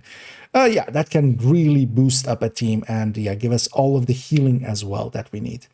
Overall, though, these aren't the easiest builds to put together, because we are taking a lot of red core pieces and yellow coring them. At least because they're red core pieces, they mostly will drop with red stats underneath them. So at least that part is easy enough to get, but then we do need to record them, optimize them up most of the time as well, so it is a little bit more expensive and not that new player friendly. BTSU is in the general loot pool. Ferocious Calm is a DZ item. This does mean that it can come from named caches and such, and then also the blueprint is available through reconstructed caches, but that is a deep pool, so if you're just starting on it, it's not likely to be, the first things that you get. There's more than 100 items in that pool nowadays. So it is a deep pool. Capacitor is generally available and is, of course, also on the first one. You need to go to the summit and do 5 challenges. That is how you first unlock it. Doing 5 challenges, honestly, for experienced player will be like 10 minutes. If you're not that experienced, maybe half an hour. But getting just 5 challenges done in the summit, and it just needs to be any difficulty, you can just do it on normal. Unlocks your first capacitor for you and gives it to you right away. And that is once per account. So pretty easy to get.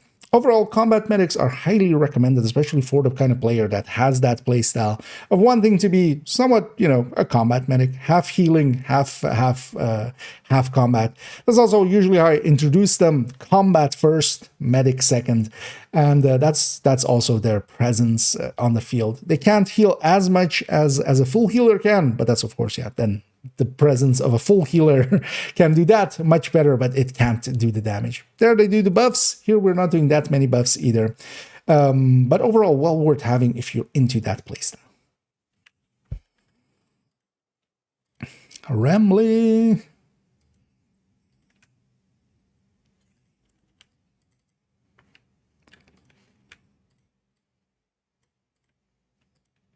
Rambly bambly.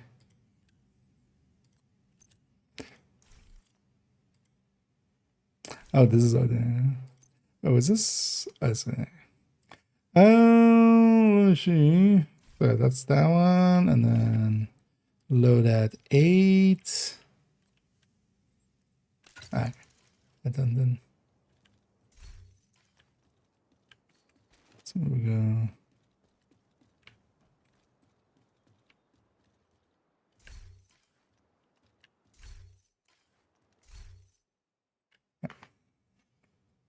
Swapping backgrounds a little bit. We'll get you in chat as well. And it says, link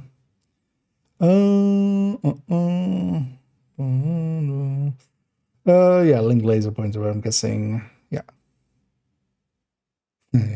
Dartfire already beats me to it, but good as well. Because indeed, the linked laser pointer is what that thing is called. So usually on all of the Heartbreaker builds and stuff, or spotter builds. Moving on to this one up here. Everything's the same, right? Yeah. Does this character actually have the pieces for the other one? No.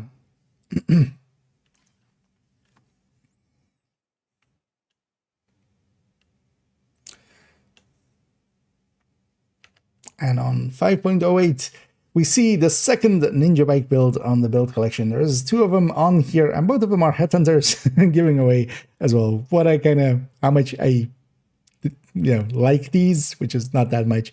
But they do work out in certain situations. And this one as well has a unique trait to it that while we do have a memento style of this kind of build, this does something unique. That's the places where I feel Ninja Bike can see some use. Here we have a headhunter set up for rifles, and this came in several seasons ago when Zvia came in.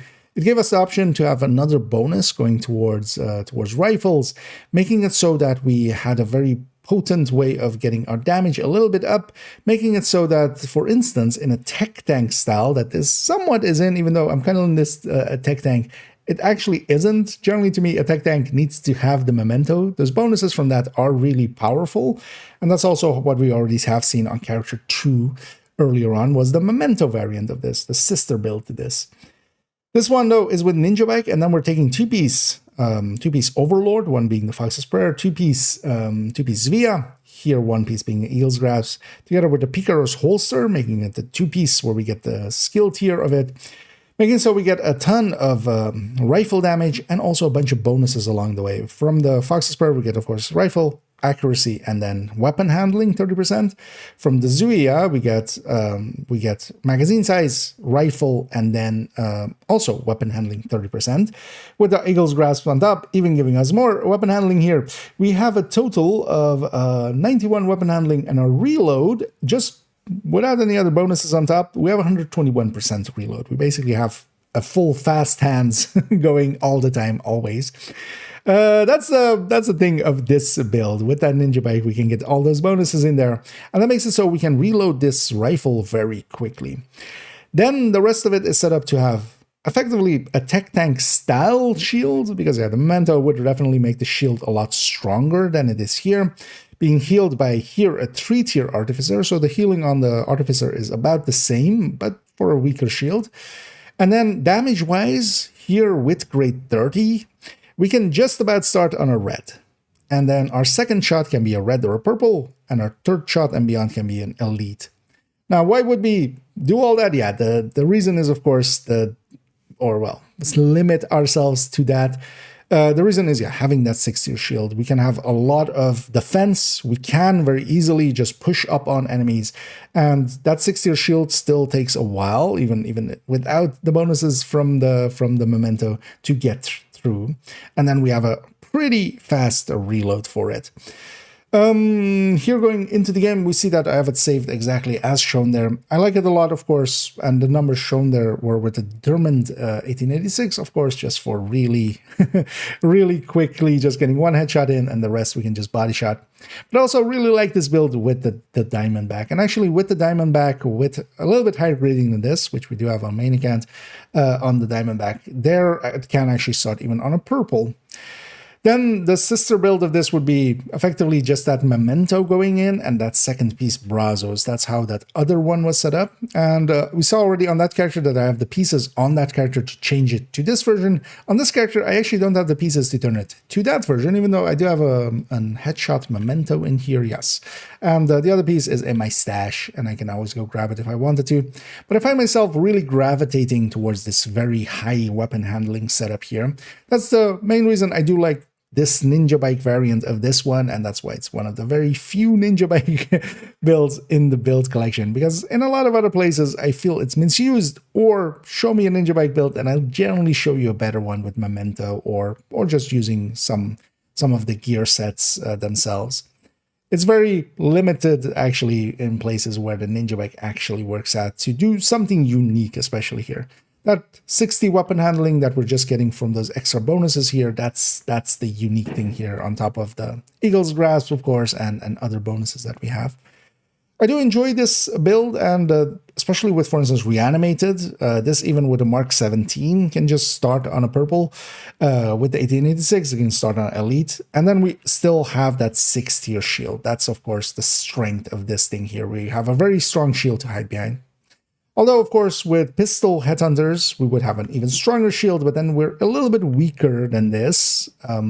And of course, having those blue cores just there makes that ice survive behind the shield. Because sometimes a grenade launcher shot, for instance, will not hit your shield. It will land behind you and kill you instead of your shield.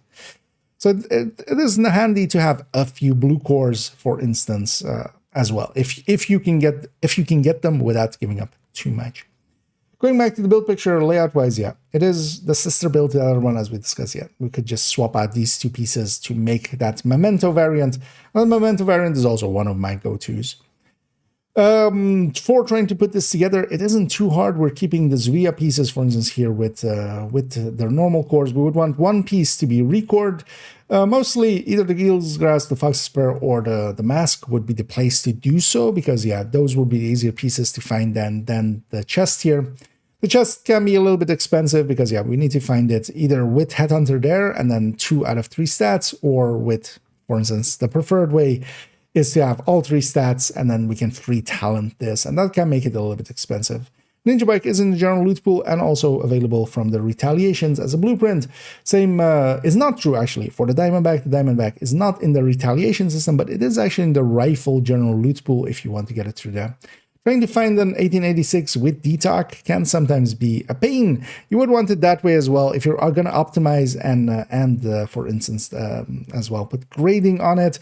You would want one with DTOC so you can free talent it, so you can play around with the talent. Here we're of course going with Determined, but maybe in the future that changes. Maybe Determined changes, maybe new talent comes in that is way more powerful, although that would be super OP.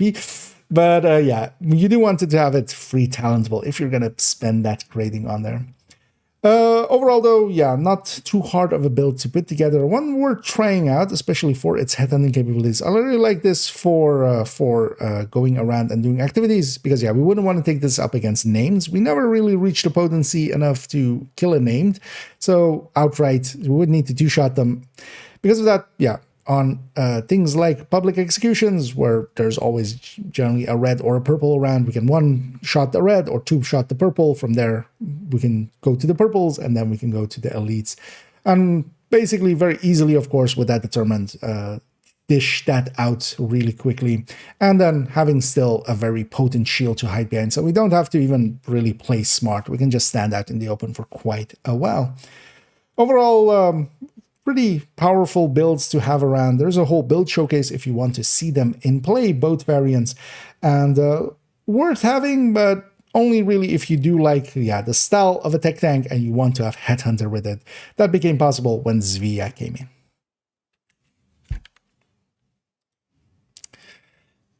Rambly, but 748, I'm fine with that. Yeah, let's put that away. I'll also be the last one we record for this afternoon. I really need to... So here, the background is also actually off. I've noticed it a few times while editing of like, oh shit, there's like a little white row underneath, which means the background isn't aligned correctly. Oh,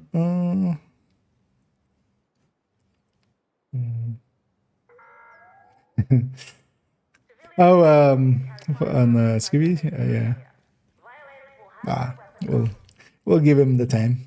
And actually, yeah, I realize now the 511 is going to be, of course, this evening. So we'll keep everybody in suspense about the 511, the 5th of the 11s.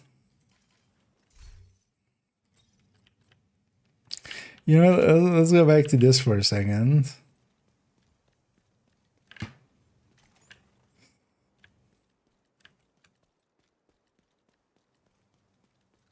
Well, this guy is still here. Let me actually quickly get the, although I meant more going back to this outfit. Sorry.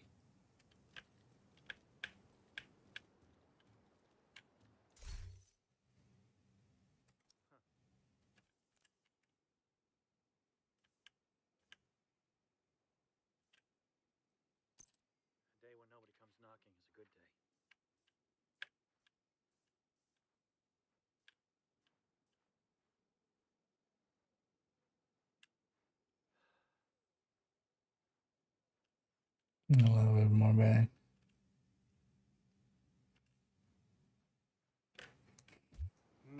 I'll take that as a thumbnail. For the thumbnail already. Keep forgetting always to do those while I'm doing the intro and stuff. Yeah. Let's go for another half hour-ish or so.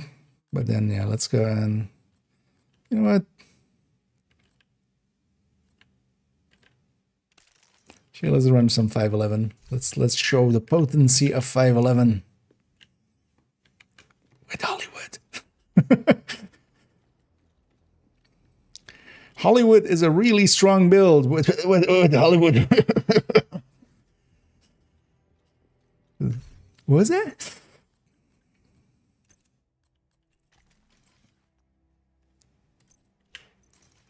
Yeah. Well, yeah, let's go get some more. Although, yeah, I want to get some...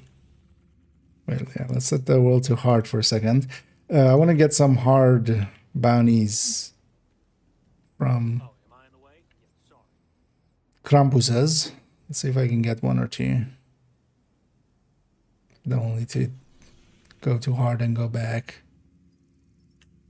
Where do I want to fight them? Let's just fight him here. I don't even know. Yep. The shame. The shame. The Shamu. Yeah. You know what? Just for that, I'm gonna fight these guys with the bell ringer. No, I'm not. Actually, I'm not. I'm totally not. I give up on that idea. That's a bad idea. I was wrong. I apologize. One bounty. Yeah, I wouldn't mind because the last day of Krampuses. Last few hours to get some Krampusy.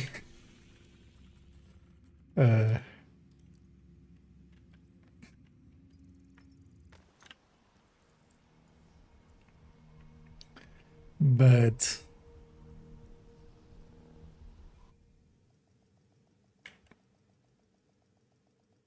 then fast all over there. So I'm gonna try to get on this again. The few hard ones. So I have two normal. I want to keep two normal ones, two hard ones, and two heroic ones here. And I'm mainly kind of mostly keeping two hard ones, two heroic ones on each character, and then the rest will just farm up whenever it makes sense, or we'll farm them down. Because I also don't want too many of them. But here, you know what? Let's go just do some activating. We'll get some more. We'll get some more bounties. Looks like it's the first sight. Oh, interesting that didn't trigger both bots. Huh. I guess it doesn't have that command to go over.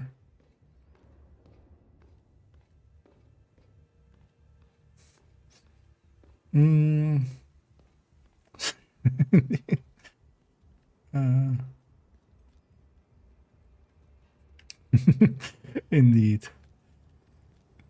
Although I'm kind of sick of them by this point, so I'm happy enough to see them go. Heavy ammunition. But at AK, I'm running as first sight, just as a joke. This is a whole joke build. It's just jokes all the way down. None of them good either. It's not even like, you know, good jokes. Like, Restored. there's no yo mama jokes here that are actually make you go like, aha, that's kind of funny. Yeah. Detecting additional hostile contacts. But yeah, we do have, you know, Detected. first sight here because it's just a silly weapon to have. I wanted something that was good enough to actually run, but still silly enough that you wouldn't actually think it's for seriousness. But yeah, this is something at first sight is the joke there. I don't think it's love at first sight when you see this build, but it's something at first sight. Oh, it's one of the. It's one of the. This was one from one of the season tracks, I think. I mean, it must be if this account has it. So, but this is this thing. But this is the classic AKM underneath it. That's why, which is one we don't use often. But yeah, that has 2 skins to it. I don't actually even like this crystalline one, but yeah, also nice and gaudy for. Also, it fit the motif we were going already with the clothes. Where we went per sight. And then yeah, as the other one, we of course have bell ringer just to annoy people outright.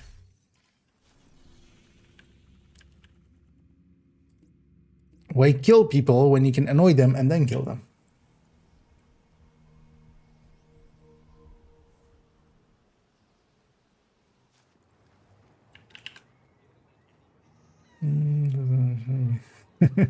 Program ads. Oh yeah, they'll go that route. Even on this account, actually, I don't have everything. Like, I have a lot grade 30, but not everything.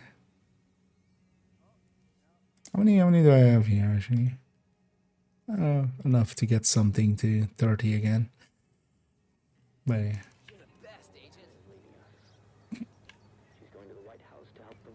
What a suck up that guy was.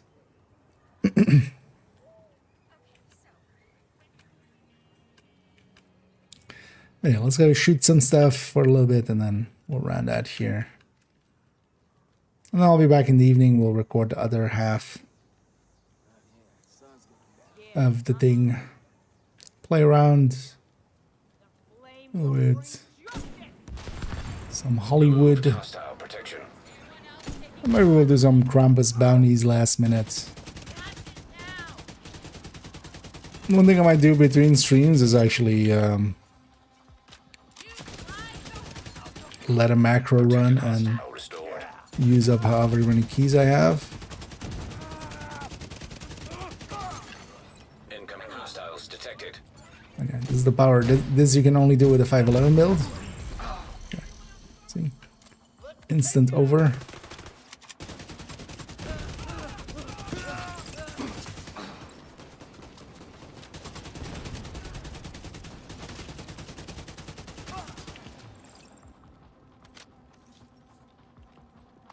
Actually, I missed Glass and Overdogs already. Nice work, everyone. Glass and Overdogs would have deleted that wave instantly. What am I doing? Why am I making it hard for myself? Yeah. Let's just go. Because both of these apply to those explosions, so that's where we take them.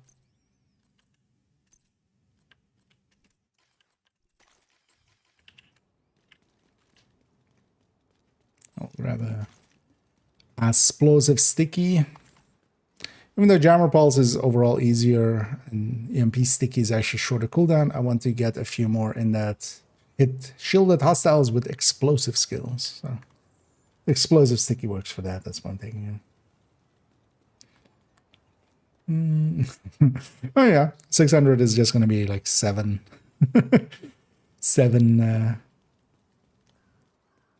well, a little less than 7 items. Because it's 90 to...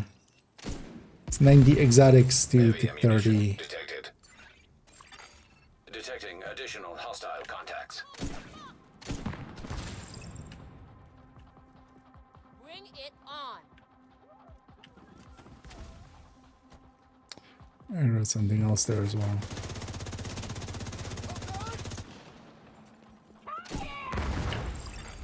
Hostile protection restored. Gonna miss the accuracy and stability Want to see what a farmer can do? Remember, on our side. Detected. Heavy that we have munitions. right now. Like the extra damage is definitely noticeable from the Deadeye. Immediate medical assistance needed.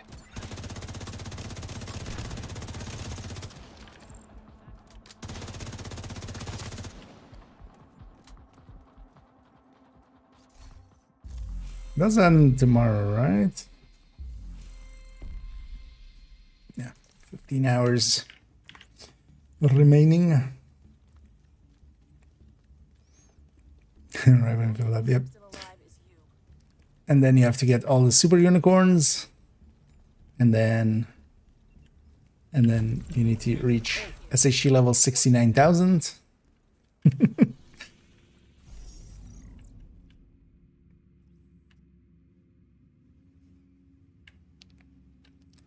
And then you need to punch Keener in his stupid face. I keep forgetting, when is Survive Fest again? It's towards, like, not this coming week, right? No.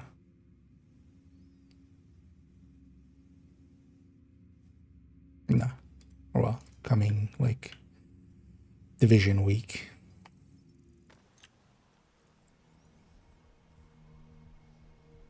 Still different damage indeed. Shh, don't tell anyone. Especially not Reddit. They might think it's additive. It's an additive nerf instead of a Hostiles guarding location nearby.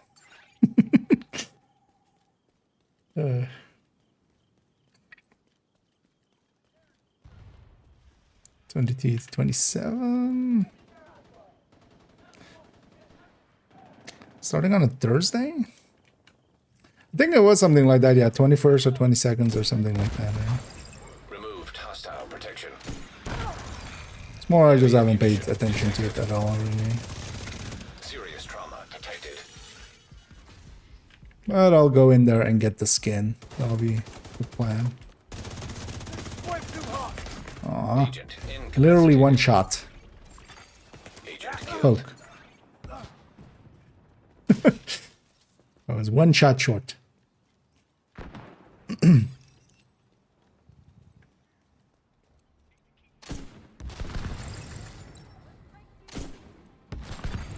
Detected. Near location. Guarded by hostiles.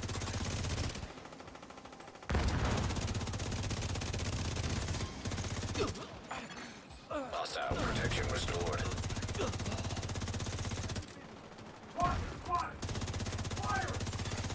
Incoming hostiles detected. I'm gonna die here though. Critical. Yeah. Detected. Heavy ammunition. Goddamn crabber slouch. Agent vital sign.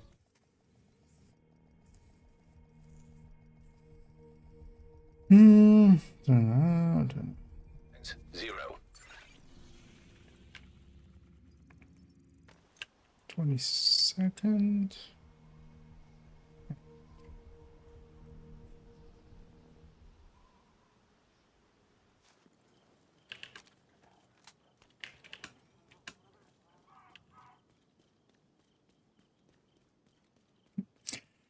But I'll go in and get the, try to get the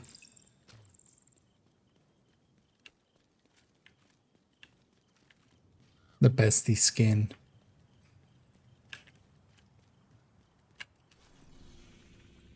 That despawned right, but that's still. Hostiles guarding location nearby.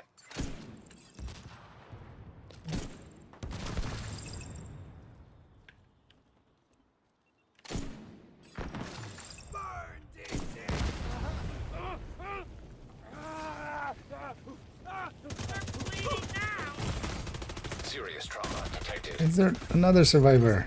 Agent out of action. Where did this guy go? Detected. Heavy ammunition. Detecting additional hostile contacts.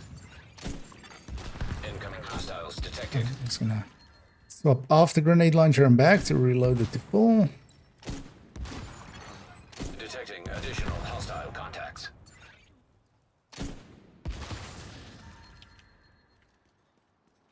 Oh, yeah.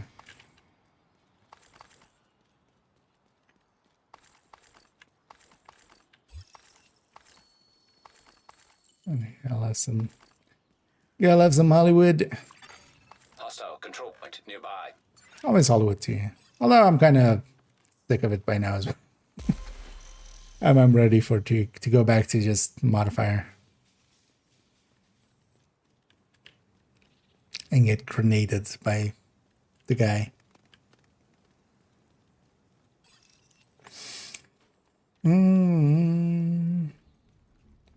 Good for rifle just high and agencies over stinker. Yeah, I've seen a lot of agents are using rifles with Detected. Heavy ammunition. like Incoming hostiles. exotic wise, yeah, those are kind of picks. Breaking point is not great. Neither is aces. Honestly, for rifles, gear set wise, either Coco in groups or Coco in groups or Umbra or Negotiator solo. Or in groups as well, but like Coco especially kind of needs groups. The others don't. But Umbra is one of my go-to for rifles. Although Coco now as well in groups. So well, all of those are pretty strong.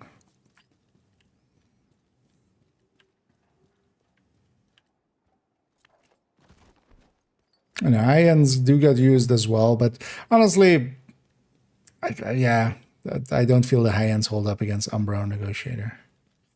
Thing is, rifles in general just aren't very good at the moment. They have optimal range going for them, but we don't end up engaging at those kind of ranges often.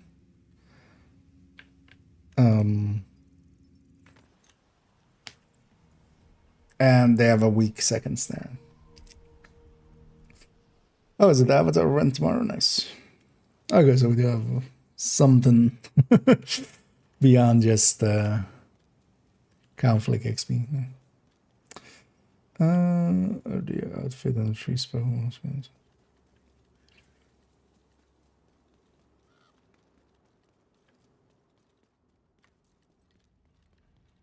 I don't even remember what the Halloween ones were. Scarecrow and stuff?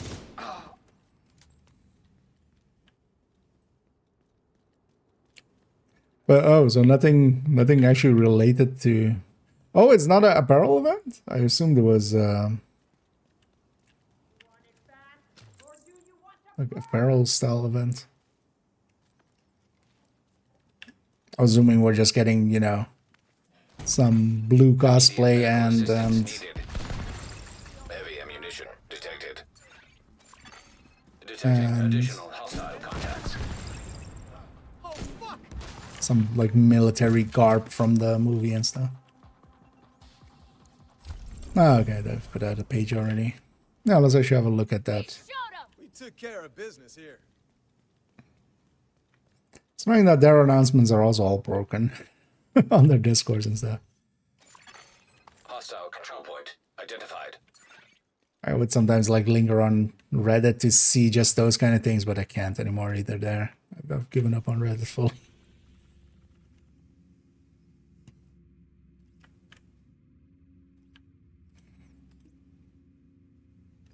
I'm gonna go get that's public, and then we'll go read up on here.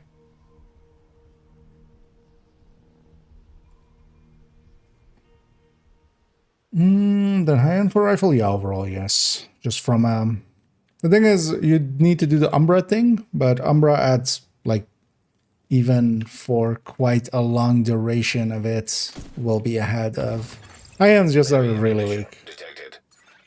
in comparison to, you know, other things.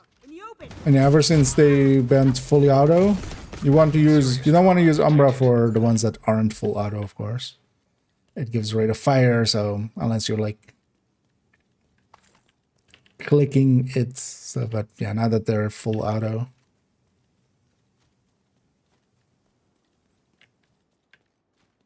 And same is true for Negotiator as well. It's pretty good for them. A Negotiator was always way stronger than high ends. If even marking just 2 targets, not even the full 3. It's only a heavy survival.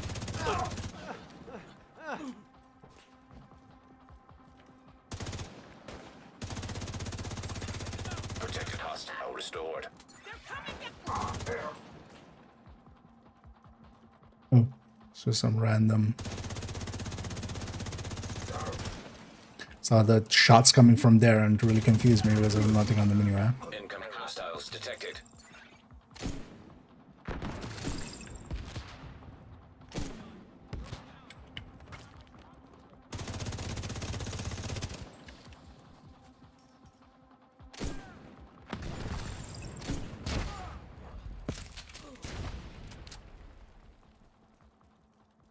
Kablamo! How many stars do I have?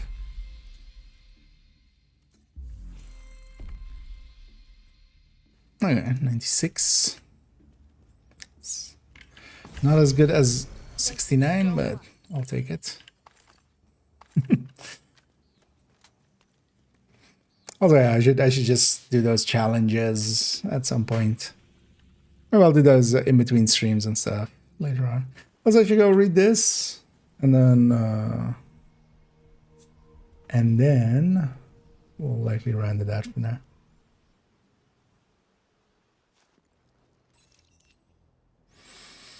Indeed. Well, actually, or is it the collab, or are we exterminating them? I'm not per se against exterminating them. Right. Good to see you. For the Emperor. To evidence. Yeah, let's go see what they actually have here. Yeah, so January 12th, so today, yeah. 2-minute read, so yeah. Oh, it's just literally like this, just a few paragraphs. And the Avatar's Frontiers of Pandora, which is because they got a thing right. 2 massive worlds come together, as yeah, both are developed by Massive Entertainment. In a special crossover event, bringing Avatar Frontiers of Pandora into Division 2, the entire set of collaboration rewards is free and can be earned through the themed project chain. Oh, it's a project chain? Okay. I was hoping that would do more, yeah, like the Rainbow Six one or something. January 13th to January 27th, so that's 2 weeks. Yeah, 2 whole weeks.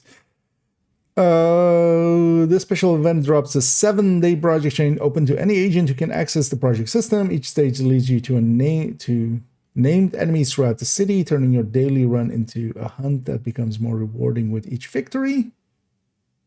So just wait. Each stage leads you to named enemies throughout the city. So is it just kill amount of names? Again, I'm guessing then. Or is it a specific name? Then it's just basically a mission, but kind of, you know. Completing the entire change grants all 4 pieces of the RDA Sec Ops, not Spec Ops, Sec Ops uniform, which is, I'm going to guess, that. Which, sure, fine, whatever.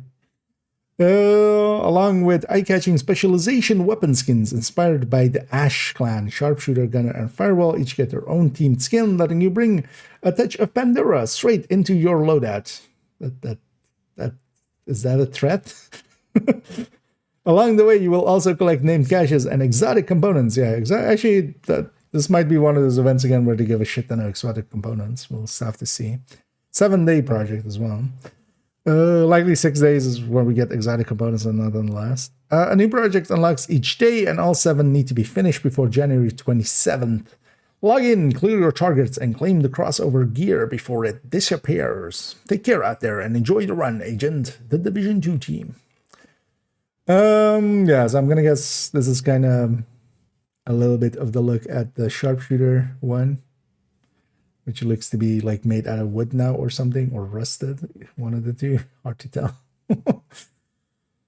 Okay, so we have a project chain to do next week then. It's fine. Okay, just named ones. Yeah. At least those are pretty easy. It's just 1 bounty. Or weren't those 4 the last time through? Thanks for your business. Because I remember it always being 2 bounties. It's too bad it's not together with the Krampuses anymore, because then you would have just accidentally completed all of it. After a little bit, because you just get, you know. Krampus Laufs of that faction.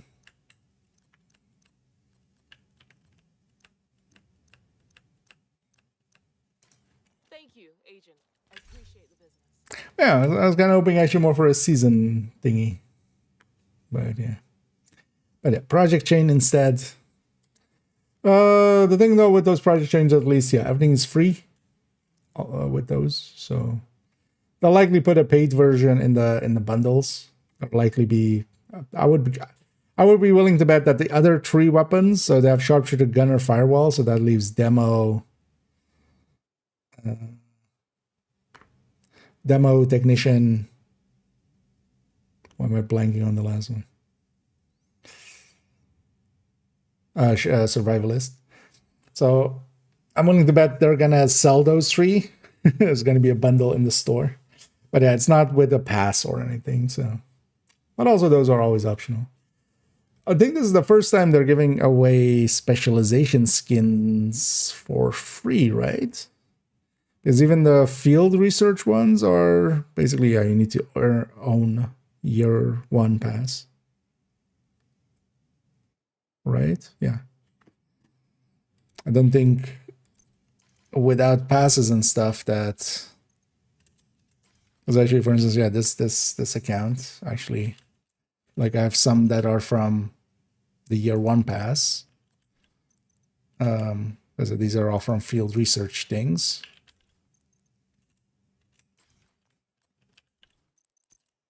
But this account that only, because on this account I only buy the season passes, and like it also does have ultimate, but I don't buy like random stuff and such. So this will be the first time they get a few. They'll have a gunner one, although I already had the firewall one from the field research, and the sharpshooter one as well. Here we go. They can all finally join the Cool Kids Club. There's only 3. No, I mean 4 names per thingy. Oh yeah, well, we'll see the final version. I'm gonna guess that's the. Oh, you mean in that way? But well, I mean they can of course add more. Are those ones even in the game already? Because I'm going to guess they might need to do a patch and stuff. But also, yeah, they can always add, of course. I'll be very surprised if they don't have something paid. Either an alternate version of the uniform or the other 3 skin, or like another set of specialization ones or something. They're going to have something tied into it that is paid, but just in the bundles. Yeah, let's stay that away. Let's leave this on 9, so I remember where I was, even though that's going to be easy enough. It's January 16th. Oh, okay. Wait. Oh, January 16th? December 16th. Because January 16th would be the future, right? Yeah, December 16th. That's a Tuesday. But yeah, again. Come on over. Yeah, let's run out here. I'm gonna go take a little bit of a break. I could definitely use some food. I can definitely use some sleep. And then I'll be back in the evening. We'll record the other 8 parts of the build collection run through of character 5. That'll be the last one as well. And yeah, I kind of want to get them done before the Christmas decorations leave. Then all of them are with Christmas decorations. So. But for now, I'm gonna go and take a few hours. I also need to do some work stuff. Actually, I should do some groceries as well, maybe. Seeing as today it's not very bad weather. I'll see about seeing if Batrix and everything works correctly and setting those up, and we'll see this evening if the announcements finally work again. For now, though, let's go Raiden.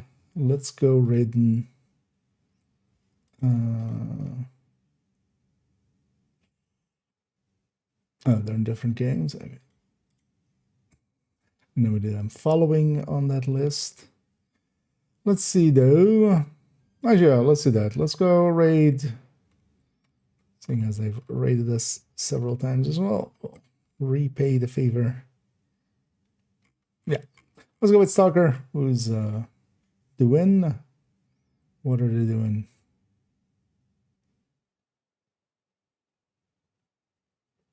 Oh, Krampusing. Okay.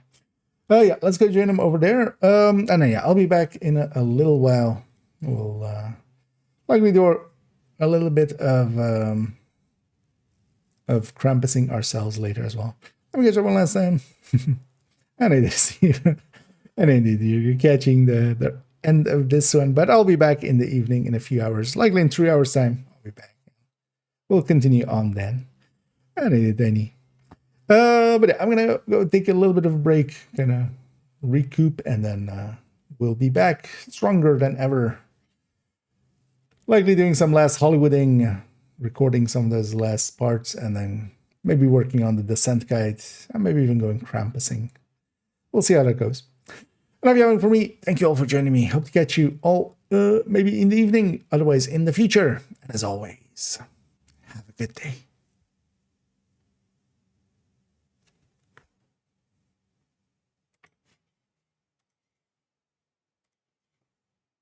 The